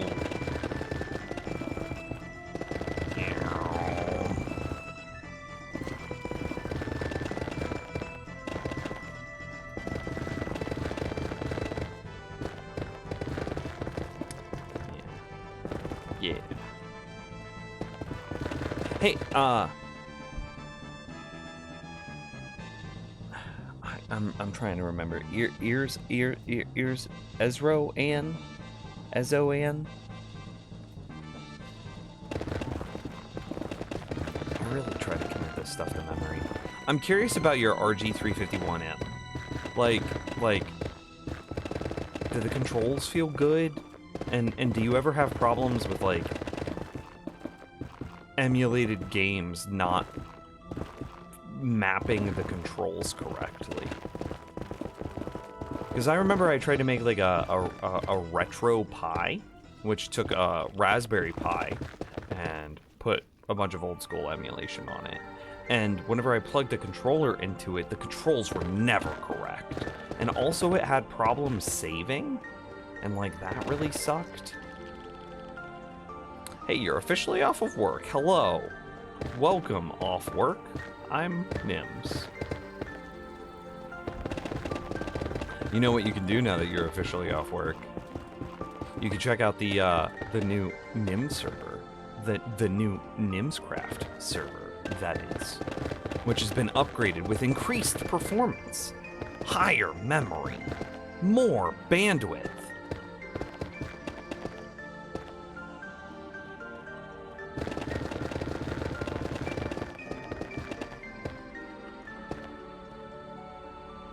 You act like you haven't been on. I know you have. And Castle can personally testify to the increased performance and superior quality.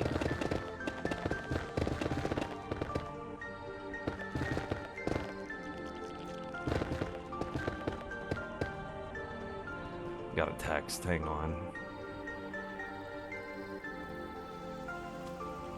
What is this?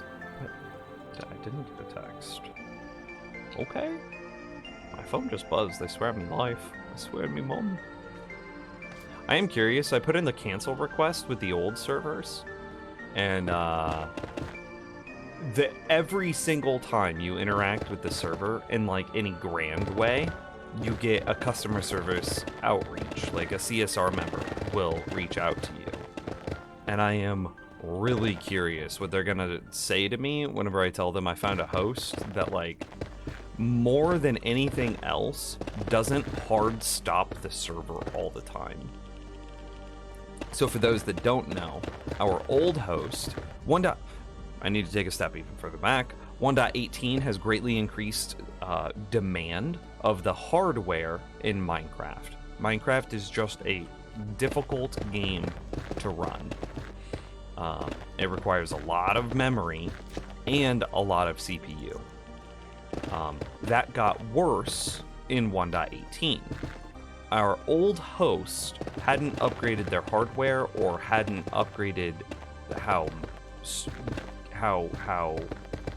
games interact with that hardware, which was causing performance problems.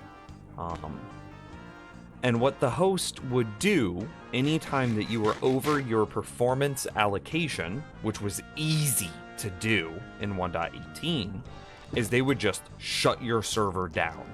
And you had to manually go in and restart it. Well, now imagine if you have to do this a dozen times a day, if you have to do it once an hour, because while playing, that's just not an acceptable experience, right? So we got a new host, and the new host, because, you know, these people have hardware and they're trying to host a lot of stuff, so whenever we would cap our performance out, because we're trying to do a lot, and Minecraft is pretty demanding, instead of crashing our server, they just throttle us a little bit, which is super reasonable. That just means sometimes at very peak performance, you place a block and it disappears, right? Or you break a block and it comes back, and it just does that for a second. And we've all experienced that, you know, once or twice. This is a very, very rare occurrence. Like, I only got it to do that consistently whenever we would go into Spectator and everybody would be generating new chunks while flying in Spectator at maximum speed. And it was like, that's not real world. I also got it to do that while blowing up 30,000 blocks of TNT, and that's also not real world. Yeah, so like, performance is just so good. Chef's kiss. Incredible. And even when it does lag, it just lags. It doesn't crash. And that's a big selling point. So I'm really curious of what they're gonna say.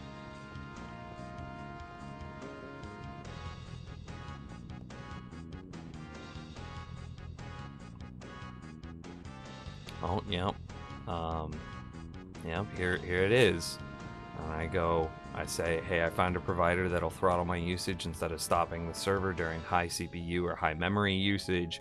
This is especially important in post 1.18 Minecraft. This is/was a Patreon server, and I don't want to risk shutdowns to performance.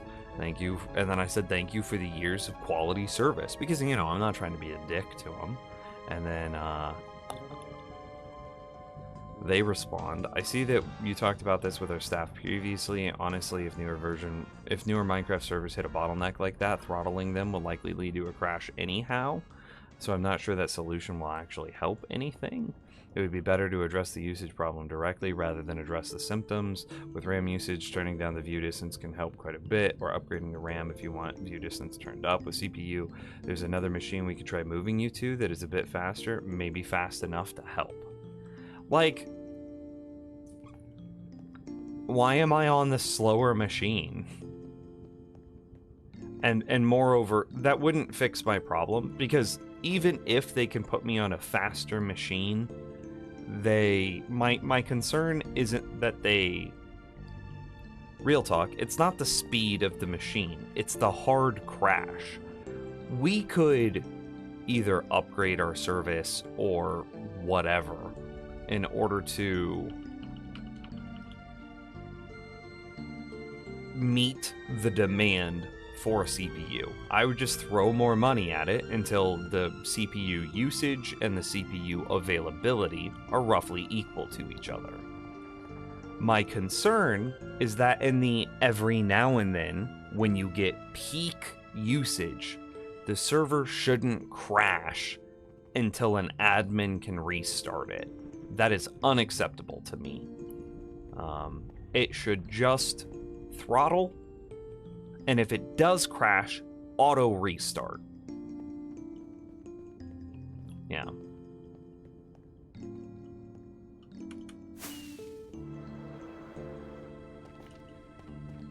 Yeah, it's for sure sales tactics. I agree.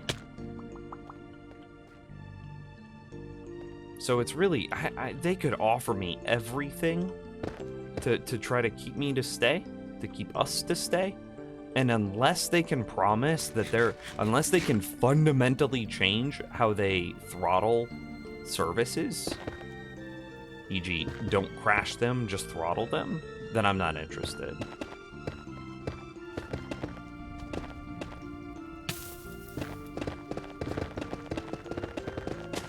Does that make sense?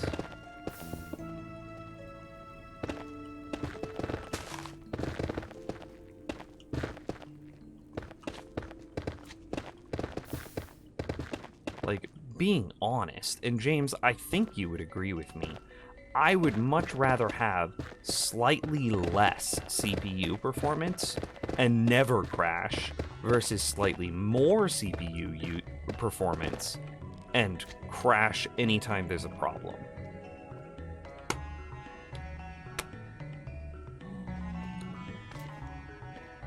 So, and that's really what it comes down to.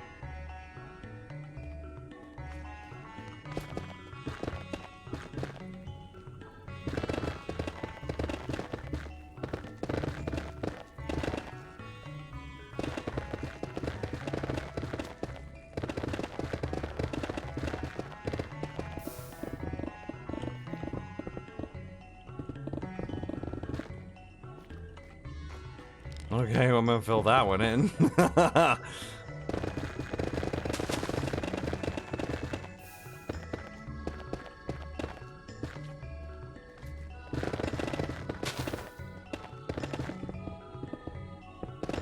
Some of these, ooh, I got one. This should actually result in a significant improvement to rates when we clear this. Because this is where a lot of our mobs, this is like, I think the biggest trouble spot that we have. One of the largest trouble spots that we currently have. I want to catch up in chat.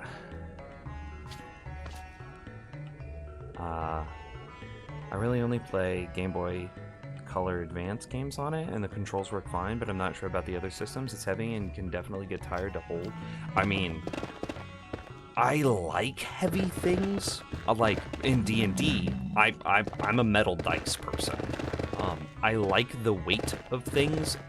I like them to feel heavy. And I know that heavy doesn't necessarily mean well built, but I like the, you know, it works for me. If you were to make something metal, it makes it more appealing to me. Or heavy. It just does.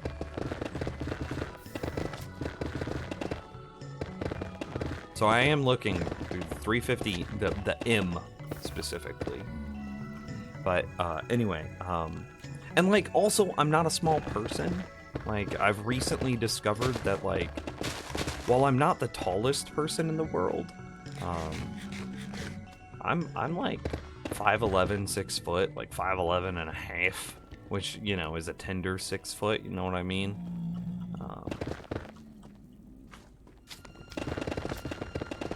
And I'm like chunky. I'm like farm boy thick, right? So I could probably handle like the weight of it without feeling tiring. Like my phone, even whenever I'm like on my phone late at night, just endless doom swiping through like US politics, that doesn't get tiring, holding my phone up, and my phone's kind of a chunkier phone. Retro Game sells grips, if you haven't tried them. Also uses software called 351 Elect, fairly easy to install. Okay. Does it have, do the emulators inside of it ever have the ability to like turbo or like snapshot? So that way you could like quick revert to like old things. What is that called? Turboing and reverse, or turbo and like emulation save. Can you do that on 351?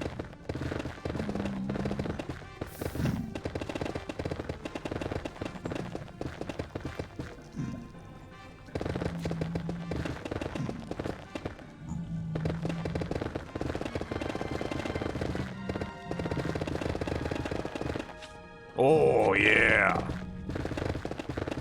I went over it and I just thought it was lava. That's sick, though. We got 2 more. Anyway, let me get up a chat. They're just trying, yeah, sales tactics. Yeah, okay, yeah.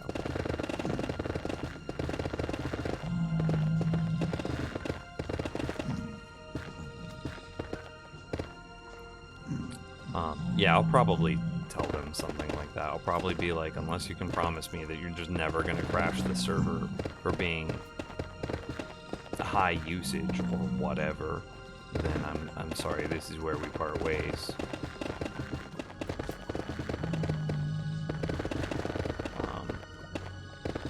This other server is doing... I can't tell you what this other service is doing that's better, but is doing it better.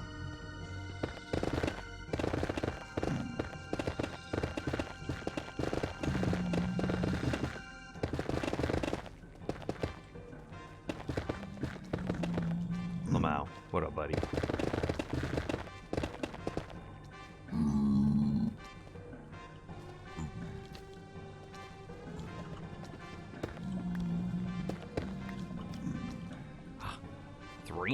Today.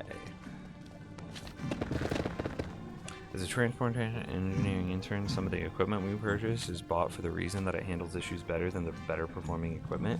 It slows down or we lose some quality of life stuff when issues occur, but it never goes down. I mean, yeah, like that's big to me. Like, being honest, the Patreon server is a Patreon reward tier. Effectively, people are paying money, not necessarily to be there, but like to support me, and as a benefit of supporting me, that is like a perk, right? Oh, there's a mob there.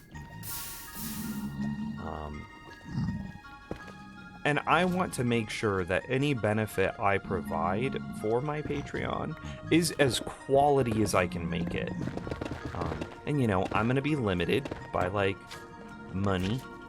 I can't just throw infinite money at stuff until they eventually work. That's just not the way the world is.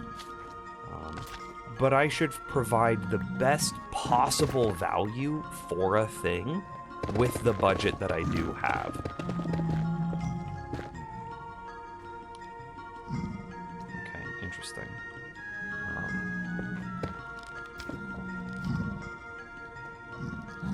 And a server that crashes anytime that there's a problem.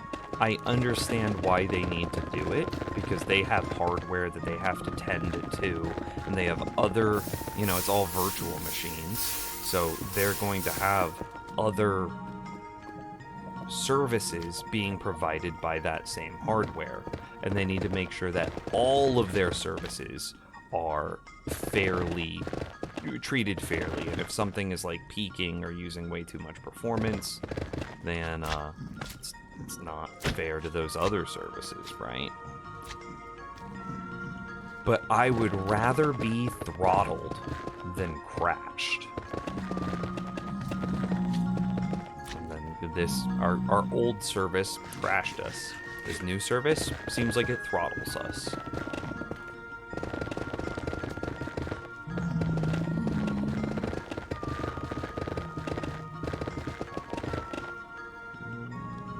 Rates soon. I mean, we could have rates if I went and slabbed that. Do I have? No. I should go get a bunch of diorite slabs. It's interesting that that theory holds true in other call it specialties, transportation engineering.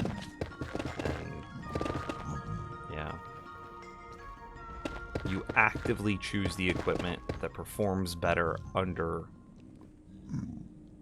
while having issues, because that's better than the higher performing equipment. Yeah, sometimes you need stuff that just never breaks, and sometimes you need the stuff that has like the crazy efficiency. Yeah. And I would sacrifice a small bit of efficiency for a Minecraft server for a server that never crashes.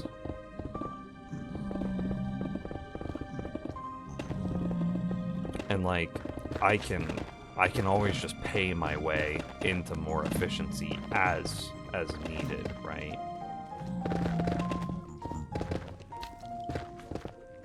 That's kind of how purchasing virtual machines works.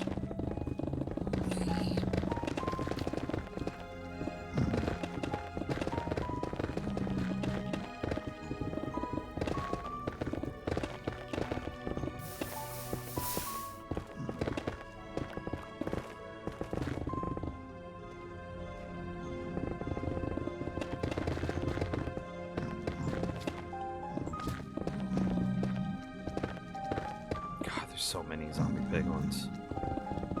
It might be time to just go get some more, whatchamacallit, slabs.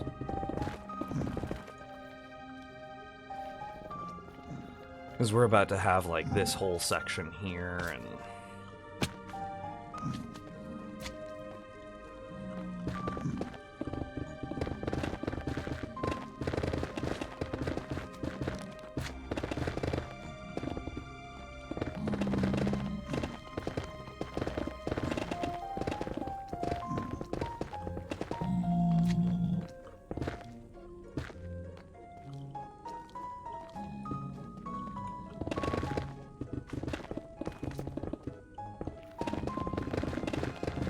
Pickaxe.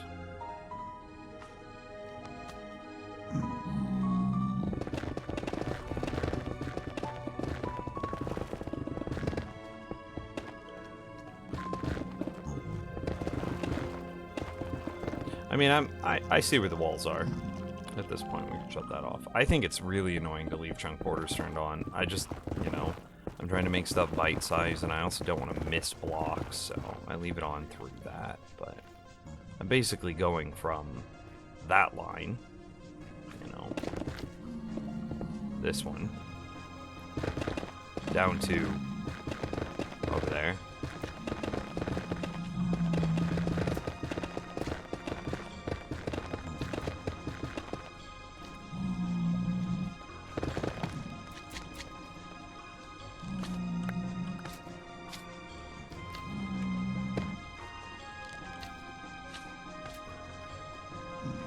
Where did this block come from? It had to be right there.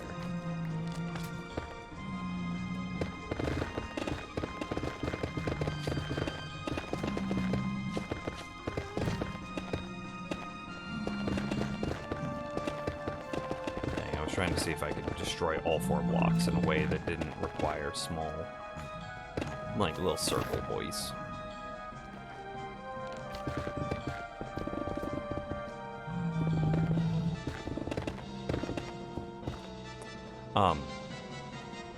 Ezraian, I don't know if, I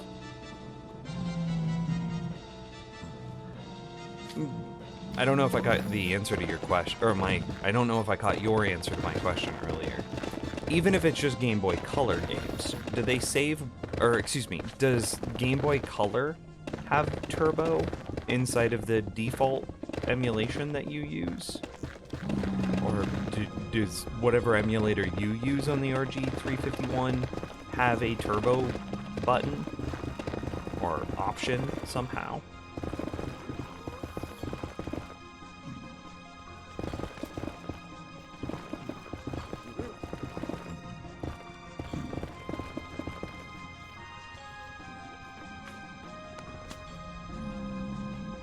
I'm not really sure what turbo mode is. Oh, okay. I'll look it up 1 second. A thing that makes the emulator operate at, say, twice the speed. So you can play the game twice as fast.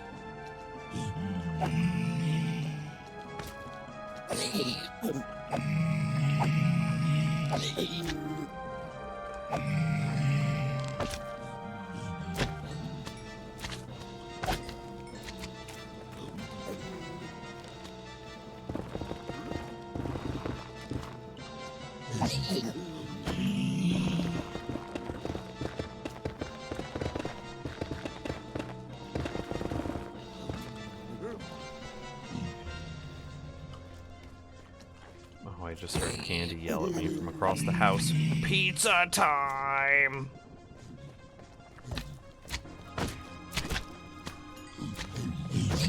You would definitely know if it had a turbo button. If you pushed the button and all of a sudden your game operated like at 4 times the speed.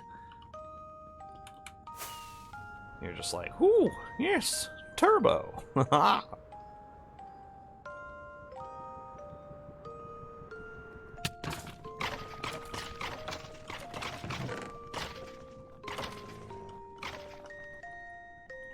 Where'd I put the other? Oh, there they are.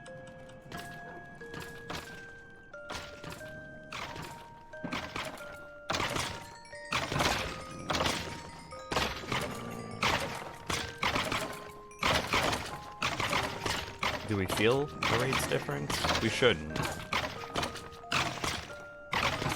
Not yet. It does. Yeah. We shouldn't feel a rate difference yet. I think I've only cleared like 5 blocks from this area.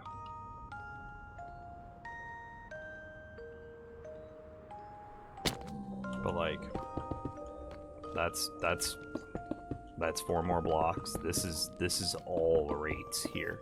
Each block that we throw a slab on is rates.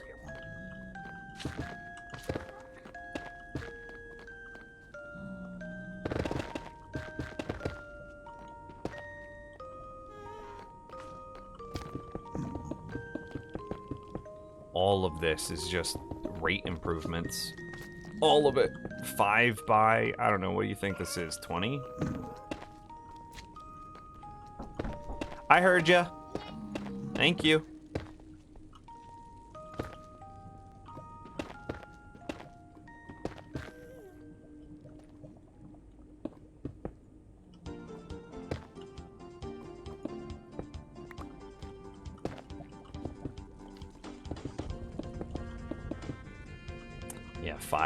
Yeah, 5 by 20. So this might be another 100 blocks cleared, just this thing.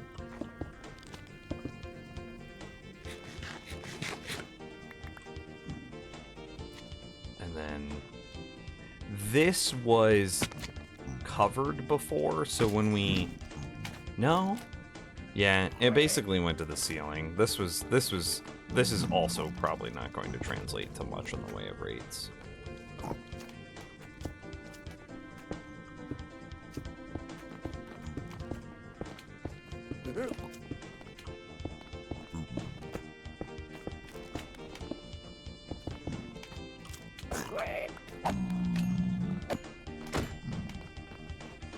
He's holding something.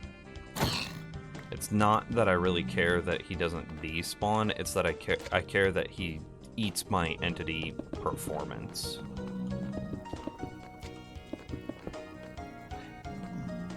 It apparently does have a turbo mode. You're playing with lost lives all the time. So for example, instead of getting killed by this little Okay, I want to see this. We'll watch this on stream together. Goomba or whatever this animal is, I can choose to just smash it instead. Or if I want to be a bit of a pacifist, I can rewind it again and then choose to spare its life. So that's one of the neat things about this feature is that you're able to go back and fix some of your mistakes, unlike in real life. And additionally, I'll show you how to use the fast forward function. So if you're playing a game and you just want to kind of get through a certain part, I'll show you how to set that up as well.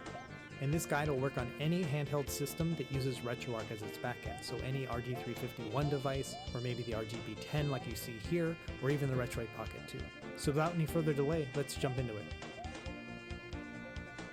Okay, cool. Good video too. Okay, so I'm the gonna first thumbs thing you this need to up do is and come back to it later. But yeah, I saw the rewind and fast forward. Sick.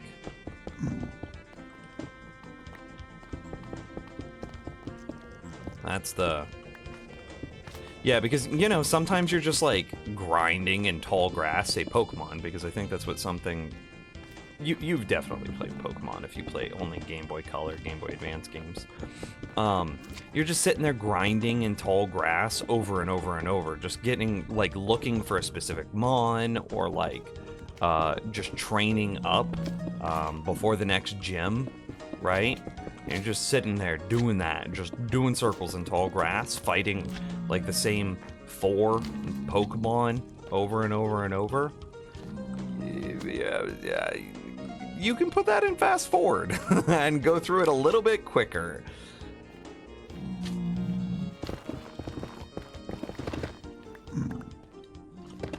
And that's what the turbo is really good for. I played, I did a Fire Red Nuzlocke a while back, and there was a point where I was grinding up to like level 50 before the Elite Four fights, and I used turbo mode there just because it was like, my goodness, it made what would have normally taken like 4 hours take 45 minutes.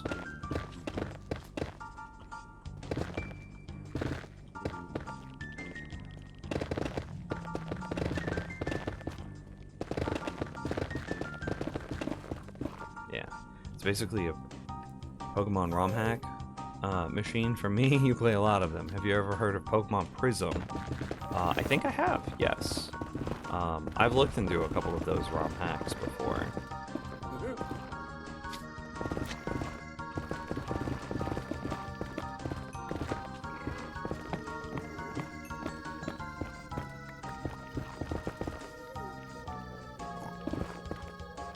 So yeah, you could easily imagine how putting something into like 4 times speed would be just so convenient for some of the grindier aspects of Pokemon.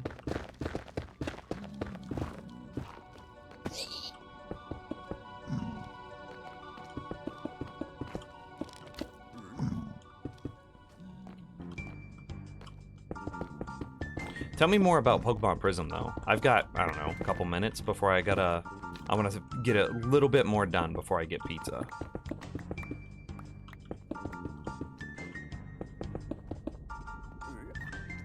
Oh yeah, this is excellent.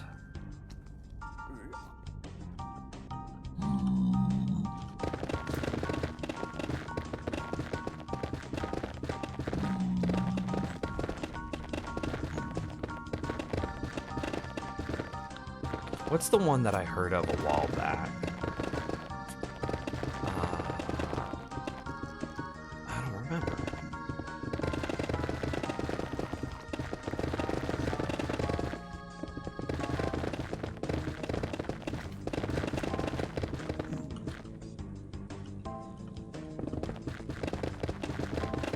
There was another ROM hack that I wanted to play. I don't remember what it was, though. Kind of bums me out that I don't remember. I want to say maybe it had a name like Toxic Acid. I don't know. I used to have a ROM folder on my computer that I had saved a bunch of ROM hacks to, but I don't know if I still have that. Maybe? No. Dang.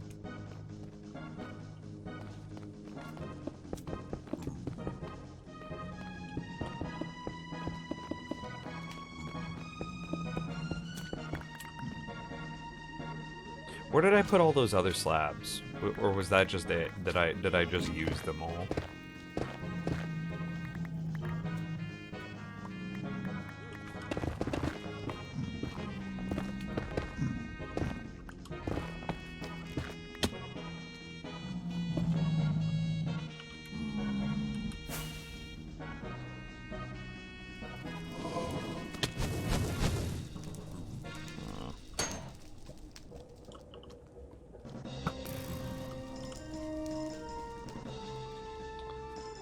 It's like 120 shots left. Not a lot, but not none. It's a ROM hack based on Crystal. Takes place in the region of Aljo. New types, new moves, customizable characters, player abilities, Pokemon only areas, tons of new stuff. That sounds cool. Nah, it was like, I don't know, maybe it was like it was one of the ROM hacks that was like such a good ROM hack that everyone swore by it. Like maybe it wasn't even a ROM hack. Maybe it was just like a fan-made Pokemon game that just used a, you know, a ROM as an engine. But like that's what a lot of them do. I have some ROM hack on my phone right now. What is it?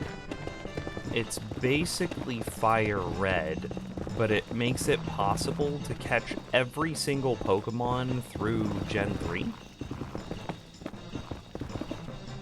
Like, whenever you go out to the Sevi Islands in Fire Red, it basically adds a whole bunch of more islands that you could go to, and every single Pokemon then becomes available through these new islands. I don't remember what it's called, though.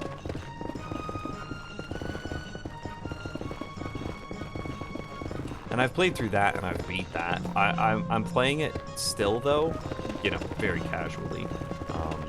Just because I want to have a completionist dex.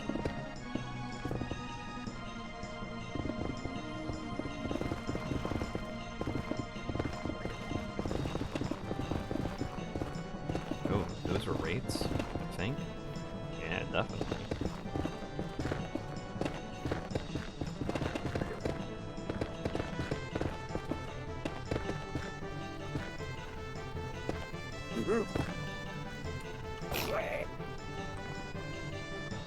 Okay, bud.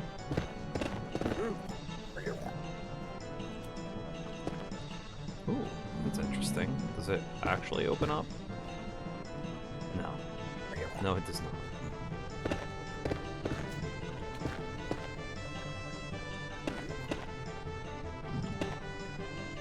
Oh, I did this kind of sloppily.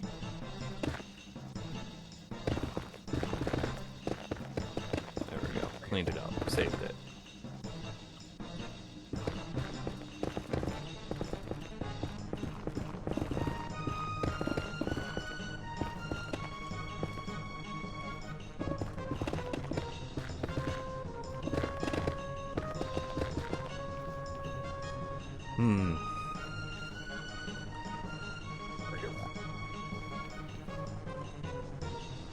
You know what I'm out of food. I'm hungry. Both in-game and in real life, I guess. You played all the main Pokemon games, many ROM hacks, but never completed the decks? I mean, same. That's what this ROM hack is for. It is supposed to be the complete your decks ROM hack.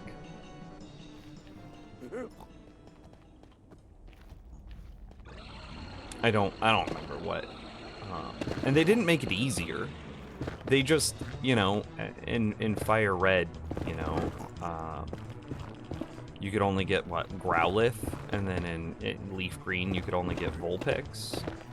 They just put Vulpix and Growlithe in the same area, so then you just grind that one area until you get both of them, right? They also added, like, you can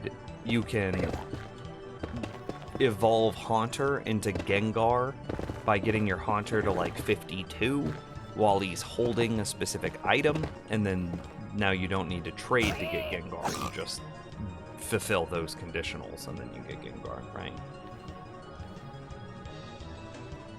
Anyway, I think this is where we're gonna call it a stream. I'm running on fumes both in game and in real life, so I'm gonna head out. We'll be back. Oop, that's not the right button. We'll be back tomorrow though, and oop, I accidentally cleared chat on stream.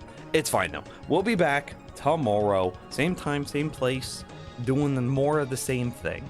You guys have been absolutely wonderful tonight. Shoutouts to Rassel, Brokaw, Yolk, E. Jones, and Anonymous Cheerer.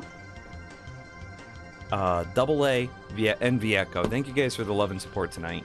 And also, again, shout out to the people that are supporting me on Patreon. We got the Minecraft server set up. It's running real good now, and I'm really proud of that. I don't know if you can tell, but I am. Anyway, thank you for watching. Thanks for hanging out with me. I'll be back same time, same place tomorrow night.